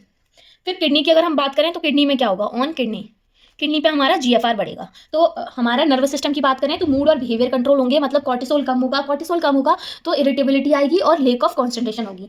अगर वही किडनी की बात करें तो किडनी में जीएफआर हमारा बढ़ेगा। फिर उसके बाद ये इनहिबिट क्या करता है, तो ये इनहिबिट करता है फाइब्रोब्लास्ट प्रोलिफरेशन, प्रोलिफरेट नहीं होने देगा, कोलेजन का फॉर्मेशन नहीं होने देगा, कैलस फॉर्मेशन नहीं होने देगा, जिसकी वजह से मून फेसिस हो जाएगा और वुंड हीलिंग डिले हो जाएगी। तो ये सारी चीजें इनहिबिट करता है। उसके अलावा ये एंटी इन्फ्लेमेटरी हार्मोन है, यूनिवर्सल एंटी इन्फ्लेमेटरी हार्मोन। तो इम्यून सिस्टम में इसका एक्शन क्या है कि एंटी इन्फ्लेमेटरी हार्मोन है, तो सारा इन्फ्लेमेशन जहां जहां हो रहा होगा वो रोक देगा एक तरह से। ठीक है, तो अब हम देख रहे हैं बीमारियां क्या हो रही हैं। तो हमारा कॉर्टिसोल बढ़ रहा है, तो कॉर्टिसोल के बढ़ने की वजह से हमारा हो रहा था कुसिंग सिंड्रोम और कुसिंग डिसीज। तो सिंड्रोम हमने समझ लिया कि सिंड्रोम अगर हो रहा है तो मतलब हमारी गलती है, मतलब एडिनल ग्लैंड की गलती है। अगर डिसीज हो रही है तो पिट्यूटरी की गलती है। तो अब एबनॉर्मल किसकी वजह से हो रहा है, ड्यू टू दिक्कत कहाँ है, एडिनल कॉर्टेक्स पे कोई ट्यूमर हो गया या एडिनल कॉर्टेक्स पे दिक्कत है। तो कुसिंग सिंड्रोम होगा तो क्या होगा, ग्लूकोज लेवल बढ़ेगा, मतलब हाइपरग्लाइसीमिया होगा, ये तो हम पढ़ के आए हैं। दूसरा मसल वास्टिंग होगी, क्योंकि लाइपोलिसिस हो रही है और प्रोटीन यूटिलाइज हो रही है, तो मसल वास्टिंग मिलेगी। एक्सट्रीमिटीज थिन हो जाएंगी, ये हम पढ़ चुके हैं, थिनिंग ऑफ एक्सट्रीमिटीज होगी क्योंकि लाइपोलिसिस हो रही है।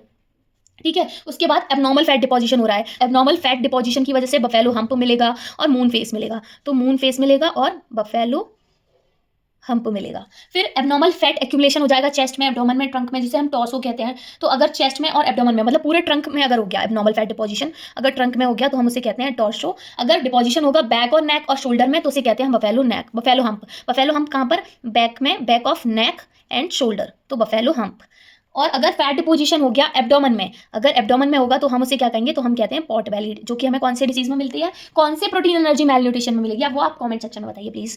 और अगर पेशेंट के एब्डोमेन पे और क्या मिलेगा, पर्पल कलर के स्ट्राई मिलेंगे। स्ट्राई क्या होते हैं, रेडिश पर्पल कलर के लाइंस बन जाते हैं, स्ट्रेचिंग ऑफ एब्डोमिनल वॉल की वजह से, क्योंकि एक्सेसिव फैट आएगा। तो जब एक्सेसिव फैट आएगा तो बॉडी क्या करेगी, स्ट्रेच करेगी। स्ट्रेच करेगी तो क्या आएगा, जब स्ट्रेचिंग होगी तो वहां पर मार्क्स मिलेंगे हमें, पर्पल स्ट्राई मिलते हैं। नॉर्मली जो स्ट्राई होते हैं वो पिंक कलर के होते हैं या व्हाइट कलर के होते हैं, पर in case of Cushing syndrome हमें पर्पल स्ट्राई मिलेंगे और वुंड हीलिंग पुअर हो जाएगी, ये हम देख चुके हैं। ठीक है, और फिर नेक्स्ट है हमारा एडिसन्स डिसीज, जो कि इसके कम होने की वजह से हो रही है। तो एडिसन्स डिसीज हमने जब मिनरलोकॉर्टिकॉइड पढ़ा था तो हमने देखा था कि अगर मिनरलोकॉर्टिकॉइड की डेफिशिएंसी होगी तो भी एडिशन डिसीज होगी, और अगर ग्लूकोकॉर्टिकॉइड की डेफिशिएंसी होगी तो भी एडिशन डिसीज होगी। तो यहाँ पर क्या होता है, एडिशन डिसीज में अट्रॉफी हो जाती है पूरे एडिनल कॉर्टेक्स की, मतलब मिनरलोकॉर्टिकॉइड, ग्लूकोकॉर्टिकॉइड और सेक्स हार्मोन सारे कम हो गए, तीनों कम हो गए। तो यहाँ पर क्या होगा, यहाँ पे मैं देखने को मिलेगा हाइपोग्लाइसीमिया। सिंड्रोम में क्या मिल रहा था, हाइपरग्लाइसीमिया, यहाँ क्या मिलेगा, हाइपोग्लाइसीमिया। मसल्स कैसी हो जाएंगी, बल्कि वहाँ पर क्या हो रहा था, मसल प्रोटीन यूज हो रही थी, मसल वास्टिंग हो रही थी।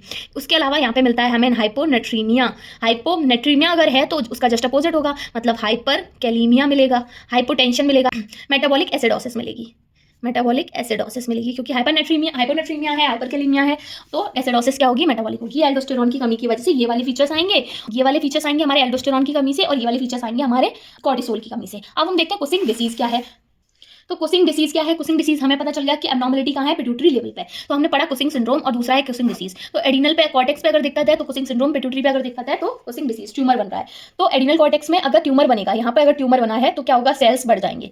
यहाँ पर अगर ट्यूमर बना है तो हमारा ACTH बढ़ जाएगा, डायरेक्ट ACTH बढ़ रहा है। ACTH क्या करेगा? एडिनल कॉर्टेक्स को स्टिमुलेट करेगा बहुत ज्यादा, तो जिसकी वजह से कॉर्टिसोल बढ़ा हुआ निकलेगा। लेकिन यहाँ पर क्या है? सेल्स बढ़ गए। ACTH की वैल्यू नॉर्मल है, यहाँ क्या बढ़ गए? सेल्स बढ़ गए। सेल्स बढ़ गए, स्टिमुलेशन नॉर्मल है, ACTH नॉर्मल है, पर सेल्स ज्यादा है तो वो ज्यादा कॉर्टिसोल निकालेंगे। तो यहाँ पर कॉर्टिसोल इसलिए बढ़ा हुआ होगा। ठीक है, फिर हमने देखा था कि एडिसन डिसीज के अलावा और डेफिशिएंसी में, हाइपर सीक्रेशन ऑफ कॉर्टिसोल में एक और बीमारी मिल रही थी, that is CAH, congenital adrenal hyperplasia, जो हम पढ़ते हैं सीडो हर्माफ्रोडिटिज्म में। है क्या वो?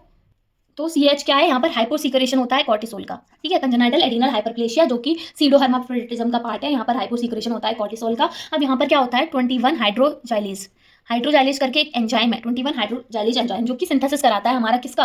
कॉर्टिसोल का। कॉर्टिसोल का सिंथेसिस कराता है एडिनल कॉर्टेक्स में। तो कंजेनाइटल एडिनल हाइपरप्लेशिया के केस में ये जो एंजाइम है इसकी क्या हो जाती है? डेफिशिएंसी हो जाती है, या फिर ये एब्सेंस हो जाएगी। इसकी एब्सेंस या डेफिशिएंसी होगी तो क्या होगा? कॉर्टिसोल बनेगा? तो कॉर्टिसोल नहीं बनेगा। तो अगर कॉर्टिसोल नहीं बनेगा तो मतलब हाइपोसीक्रेशन हो गया कॉर्टिसोल का। अब नया कॉर्टिसोल सिंथेसाइज नहीं हो रहा है, तो जितना स्टोर था उतना ही रिलीज होगा। पॉजिटिव फीडबैक जाएगा कॉर्टिसोल के पास कि देखो हमारे पास ACTH नहीं है। तो ACTH क्या करेगा? ACTH बढ़ना चालू करेगा। ACTH बढ़ेगा, एडिनल कॉर्टेक्स को ओवर स्टिमुलेट करेगा, एडिनल कॉर्टेक्स का साइज बढ़ जाएगा और यहाँ पर क्या होगा? एड्रिनल हाइपरप्लेजिया हो जाएगा। जबकि हार्मोन क्यों नहीं था? क्योंकि हाइड्रोजाइलेज की डेफिशिएंसी थी। पर हमने क्या किया? हमारी बॉडी ने क्या किया कि जैसे ही कॉर्टिसोल कम हुआ उसने सिग्नल भेज दिया ACTH को उसने कहा कि देखो हार्मोन कम है, बढ़ाना चालू करो। ACTH बढ़ना चालू हुआ, ACTH बढ़ा तो ACTH ने इतना स्टिमुलेट किया एडिनल कॉर्टेक्स को कि उसकी साइज ग्रो हो गई। तो उसे हमने कहा एडिनल हाइपरप्लेजिया। इसीलिए इसे कहते हैं कंजेनाइटल एडिनल हाइपरप्लेजिया, जो कि फीमेल सूडो हर्माफ्रोडिटिज्म का टाइप है। मतलब it is a type of pseudo hermaphroditism, मतलब फीमेल सूडो हर्माफ्रोडिटिज्म है ये। इसके कैरेक्टरिस्टिक क्या होते हैं? इसमें जो गोनैड्स होते हैं वो ओवरीज होते हैं, पर जो एक्सटर्नल जेनेटिलिया होती है वो मेल होती है। ये आप पढ़ेंगे ऑब्स गाइनी में। तो यहाँ पर क्या होता है कि जो बाकी हार्मोन्स हैं जैसे एल्डोस्टेरॉन, सेक्स हार्मोन्स, वो सब बढ़े हुए हैं, पर कॉर्टिसोल की डेफिशिएंसी होती है, इस वजह से ये होता है। अब लास्ट बचे हमारे कि सेक्स हार्मोन की वजह से क्या होगा? तो अगर हाइपर सीक्रेशन हो गया हमारे सेक्स हार्मोन का, तो मतलब हमारा नॉर्मली जो जोना रेटिकुलरिस है वो एंड्रोजन्स निकालती है और ईस्ट्रोजन एंड प्रोजेस्टेरोन निकालती है। तो जो एंड्रोजन्स निकालती है वो ज्यादा निकालती है, ईस्ट्रोजन प्रोजेस्टेरोन जो निकालती है वो कम निकालती है। तो यहाँ पर क्या होता है कि अगर जोना जो निकाल रही है, जोना रेटिकुलरिस, अगर उसमें ट्यूमर हो जाएगा तो सेक्स हार्मोन्स बढ़ेंगे। तो सेक्स हार्मोन्स अगर बढ़ेंगे तो एंड्रोजन भी बढ़ेगा, ईस्ट्रोजन भी बढ़ेगा और प्रोजेस्टेरोन भी बढ़ेगा। ऐसा नहीं होगा कि एंड्रोजन ज्यादा निकले और ईस्ट्रोजन प्रोजेस्टेरोन कम निकले। तो तीनों हार्मोन्स बढ़ जाएंगे। तो इसकी वजह से क्या होगा? मेल्स में क्या होगा और फीमेल्स में क्या होगा? तो मेल्स में क्या होगा? अगर मेल्स में प्रोजेस्टेरोन बढ़ गया या मेल्स में ईस्ट्रोजन बढ़ गया और एंड्रोजन बढ़ गया, तीनों बढ़ गए, तो इन तीनों की वजह से मेल्स में क्या होगा? ईस्ट्रोजन बढ़ गया, प्रोजेस्टेरोन बढ़ गया, तो क्या होगा? फेमिनाइजेशन हो जाएगा, फेमिनाइजेशन हो जाएगा, गायनेकोमास्टिया हो जाएगा, गायनेकोमास्टिया, ब्रेस्ट आ जाएंगे, मतलब उनके टेस्टिस की अट्रोफी हो जाएगी, क्योंकि सारे हार्मोन्स बढ़ गए। एंड्रोजन के अलावा ईस्ट्रोजन प्रोजेस्टेरोन भी बढ़ गए और लॉस ऑफ इंटरेस्ट होगा इन women, loss of interest in women. ठीक है, दूसरी चीज क्या है फीमेल्स में कि अगर एंड्रोजन बढ़ गया तो क्या होगा?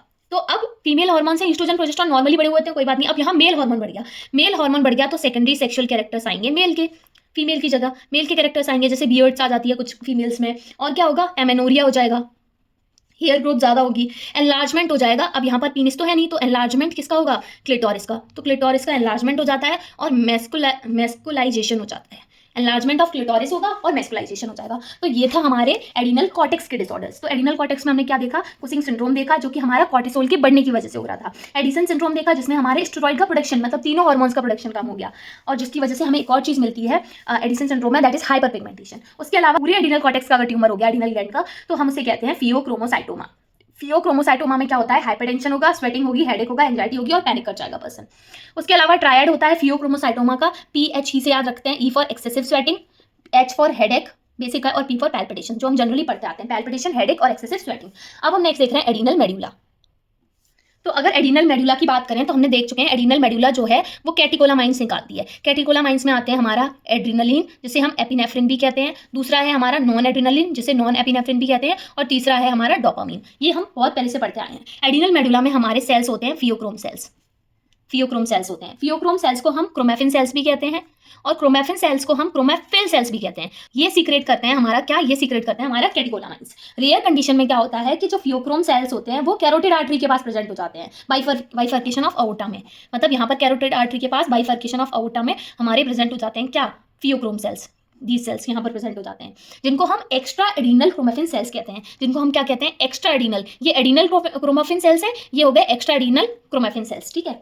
और कभी कभार ये यूरिनरी ब्लैडर में भी प्रेजेंट हो जाते हैं, तो भी हम एक्स्ट्रा एडिनल क्रोमेफिन सेल्स कहेंगे। अब कैटेकोलामाइंस का एक्शन क्या है, तो जो हमारे कैटेकोलामाइंस है वो हमें पता है टायरोसिन डिराइव्ड है। टायरोसिन डिराइव्ड में हमने क्या पढ़े थे, कैटेकोलामाइंस और थायराइड हार्मोन्स एक्सेप्ट कैल्सिटोनिन, ठीक है। अब इनको कैटेकोलामाइंस क्यों कहते हैं, क्योंकि इनका जो अरेंजमेंट होता है ना वो कैटिकॉल अरेंजमेंट होता है, 2 OH ग्रुप होते हैं ऐसे, तो यहाँ पर 2 हाइड्रोक्सिल ग्रुप होते हैं, इसे हम कैटिकॉल अरेंजमेंट कहते हैं, इसीलिए इनको हम कैटेकोलामाइंस कहते हैं। अब इनका एक्शंस देखते हैं अलग अलग। तो पहला एक्शन है बीपी पे, तो पहला एक्शन है बीपी पे, तो क्या होगा, लेटरल प्रेशर नॉर्मल होगा। जो लेटरल प्रेशर होता है वो नॉर्मल होता है हमारा 120/80 mmHg, ठीक है। मतलब ये हो गया हमारा सिस्टोलिक, ये हो गया हमारा डायस्टोलिक। और सिस्टोलिक बताता है फोर्स ऑफ कॉन्ट्रैक्शन और डायस्टोलिक बताता है वैसोकॉन्स्ट्रिक्शन या फिर पेरिफेरल रेजिस्टेंस, ठीक है। 120/80 mmHg systolic is force of contraction बताएगा, डायस्टोलिक इज वैसोकॉन्स्ट्रिक्शन और पेरिफेरल रेजिस्टेंस बताएगा। तो हार्ट के हमारे 4 एक्शन होते हैं, ये 4 एक्शन में से हमने 3 एक्शन वहां भी पढ़े थे जब हमने थायराइड हार्मोन पढ़ा था, तो वो एक्ट कर रहा था इस पर। तो कौन कौन से थे, क्रोनोट्रोपिक एक्शन, आइनोट्रोपिक एक्शन वहां पढ़ के आए। क्रोनोट्रोपिक एक्शन क्या था कि हार्ट रेट बढ़ेगी घटेगी, टैकीकार्डिया ब्रैकीकार्डिया नॉर्मल होती है 72 बीट्स पर मिनट, अगर 100 से ऊपर तो टैकीकार्डिया, 60 से नीचे तो ब्रैकीकार्डिया, ये हम देख के आए हैं। फिर उसके बाद हमने देखा था आइनोट्रोपिक एक्शन। आइनोट्रोपिक एक्शन क्या होता है, फोर्स ऑफ कॉन्ट्रैक्शन, जो हमें पता चलता है सिस्टोलिक ब्लड प्रेशर से, सिस्टोलिक ब्लड प्रेशर से। तो चेंज इन ब्लड प्रेशर और चेंज इन कार्डियक आउटपुट, 2 चीजों से हमें पता चलेगा हमारा फोर्स ऑफ कॉन्ट्रैक्शन। तीसरा है बैथमोट्रोपिक एक्शन। बैथमोट्रोपिक एक्शन क्या होता है, एक्साइटेबिलिटी ऑफ कार्डियक मसल, जो कि नेग्लिजिबल होती है, मतलब हम परसीव नहीं कर सकते उसे, नेग्लिजिबल है जो। फिर लास्ट है हमारा ड्रोमोट्रोपिक एक्शन। ड्रोमोट्रोपिक एक्शन क्या है, जो कंडक्टिविटी ऑफ हार्ट से डील करता है, मतलब अरिथमियाज, फिब्रिलेशंस, हार्ट ब्लॉक्स, ये सब ड्रोमोट्रोपिक एक्शन के थ्रू आते हैं। अब हम हार्मोन्स की बात करते हैं। हाँ, एक चीज़ हम देखना भूल गए, जब हमने एडिनल कॉर्टेक्स पढ़ा था तो हमने इसका एम्ब्रियोलॉजिकल ऑरिजिन पढ़ा था कि मीजोडर्म से हो रहा है, और हमने वहाँ ये भी देखा था कि जो एडिनल मेडुला का जो एम्ब्रियोलॉजिकल ऑरिजिन है वो क्या है, न्यूरल क्रेस्ट सेल्स। तो ये आपको याद रखना है, ठीक है। अब हम हार्मोन्स देख रहे हैं, उनका डिसबैलेंस देखेंगे। तो सबसे पहले है हमारा एड्रेनलिन, एडिनलिन या फिर एपिनेफ्रिन। तो एड्रेनलिन का काम क्या है, ये आइनोट्रोपिक एक्शन करता है। आइनोट्रोपिक एक्शन क्या था, फोर्स ऑफ कॉन्ट्रैक्शन, जिसमें देख रहे थे हम। फोर्स ऑफ कॉन्ट्रैक्शन किस पे डिपेंड कर रहा था, कार्डियक आउटपुट पे और सिस्टोलिक ब्लड प्रेशर पे, मतलब सिस्टोलिक ब्लड प्रेशर में चेंज देखते थे हम और कार्डियक आउटपुट में चेंज देखते थे। तो दोनों चीजें यहाँ पर बढ़ी हुई मिलती हैं due to adrenaline. Non adrenaline की वजह से क्या होगा, अगर नॉन एड्रेनलिन की वजह से देखेंगे तो जो हमारा डायस्टोलिक ब्लड प्रेशर है, यानी कि जो वैसोकॉन्स्ट्रिक्शन करा रहा था और जो पेरिफेरल रेजिस्टेंस बढ़ा रहा था, वो बढ़ेगा, ठीक है।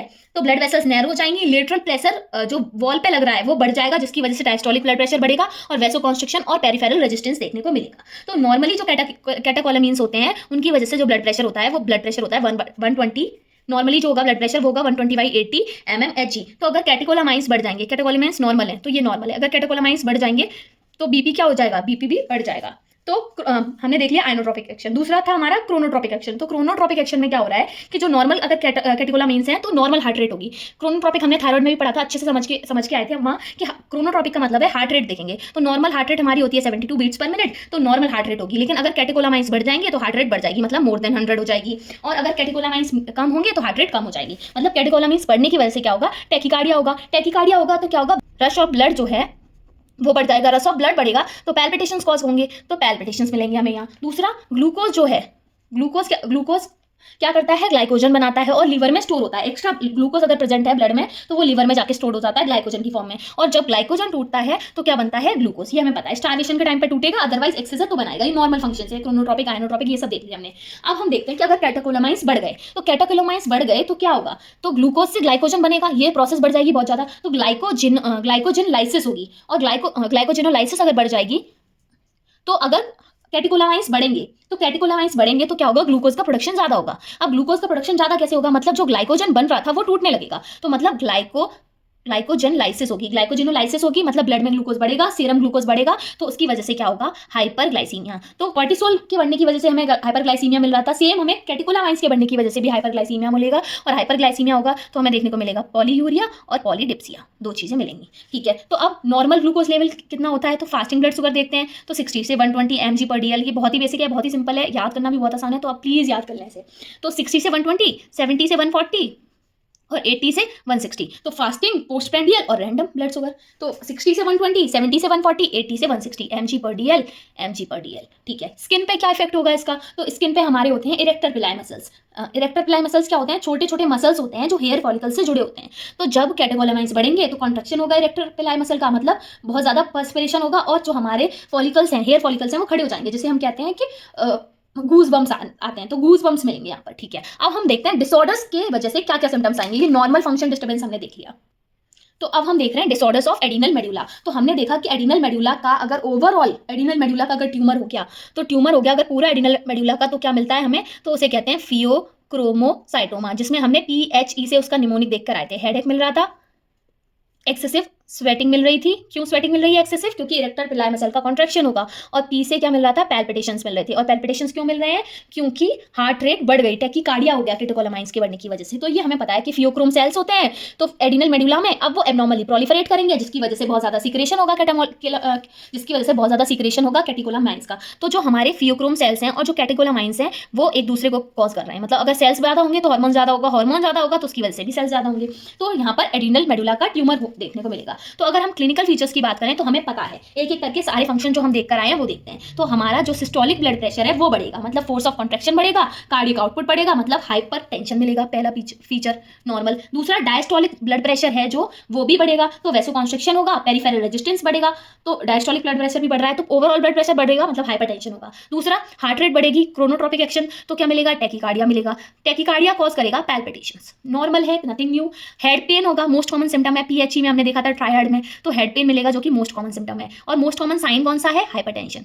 तो साइन की बात करें तो हाइपरटेंशन, और सिम्टम की बात करें तो हेडेक। उसके अलावा अब ग्लाइकोजिनोलाइसिस बढ़ जाएगी कैटेकोलामाइंस के बढ़ने की वजह से, मतलब सीरम में जो ग्लूकोज है वो बढ़ जाएगा, ब्लड ग्लूकोज लेवल बढ़ेगा, मतलब हमें क्या मिलेगा, हाइपरग्लाइसीमिया देखने को मिलेगा। हाइपरग्लाइसीमिया के साथ 2 P एक्स्ट्रा आते हैं हमारे, पॉलीडिप्सिया, पॉलीयूरिया, तो पॉलीयूरिया और पॉलीडिप्सिया देखने को मिलेगा। उसके साथ साथ और क्या मिलेगा, तो पेलोर मिलेगा। और कभी कभी क्या होता है कि जो एक्स्ट्रा एडिनल फियोक्रोमोसाइटोमा भी देखने को मिलता है। हमने देखा था कि एबनॉर्मल जो सेल्स होते हैं फियोक्रोम सेल्स, मतलब एक्स्ट्रा एडिनल जो सेल्स होते हैं वो कहाँ मिलते हैं, यूरिनरी ब्लैडर में या फिर बाइफर्केशन ऑफ अओर्टा पे, तो हमें वो भी मिलेगा। अब जो फियोक्रोमोसाइटोमा में जो सबसे इंपॉर्टेंट है वो है हमारा रूल ऑफ 10। रूल ऑफ 9 आपने देखा होगा, रूल ऑफ 10 हम यहाँ देख रहे हैं। रूल ऑफ 9 किसका है वो आप कमेंट में बताएंगे कि कहाँ हम रूल ऑफ 9 यूज करते हैं। अब रूल ऑफ 10 मैं आपको बताती हूँ। 10 का मतलब है 10% फैमिली इनहेरिटेंस देखने को मिलता है, मतलब इनहेरिटेड होता है ये।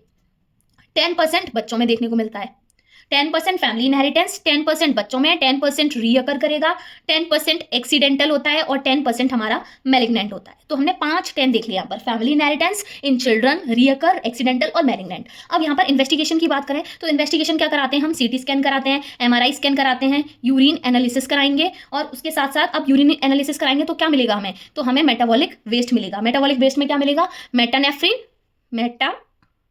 नेफ्रीन मिलेगा और नॉन मेटानेफ्रीन मिलेगा। तो मेटानेफ्रीन और नॉन मेटानेफ्रीन मिलेगा, जो कि एंड प्रोडक्ट होते हैं एपिनेफ्रीन और नॉन एपिनेफ्रीन के। तो this is all about adrenal cortex and adrenal medulla. Next हम देखेंगे हमारी पैनक्रियाज ग्लैंड। तो आई होप आप लोगों को ये वीडियो पसंद आई होगी। ये तो हमारा एंडोक्रिनोलॉजी का फर्स्ट पार्ट। नेक्स्ट पार्ट में हम पैनक्रियाज कवर करेंगे, तो हम उसे अच्छे से समझेंगे नेक्स्ट वीडियो में। अगर आपको ये वीडियो पसंद आया हो तो लाइक करें, चैनल को सब्सक्राइब करें, और कोई भी क्वेरी है कमेंट सेक्शन में पूछ सकते हैं। अगर आपको इसके नोट्स चाहिए तो आप कमेंट कर दीजिए, मैं आपको अपने टेलीग्राम चैनल की लिंक भेज दूंगी। Thank you for watching.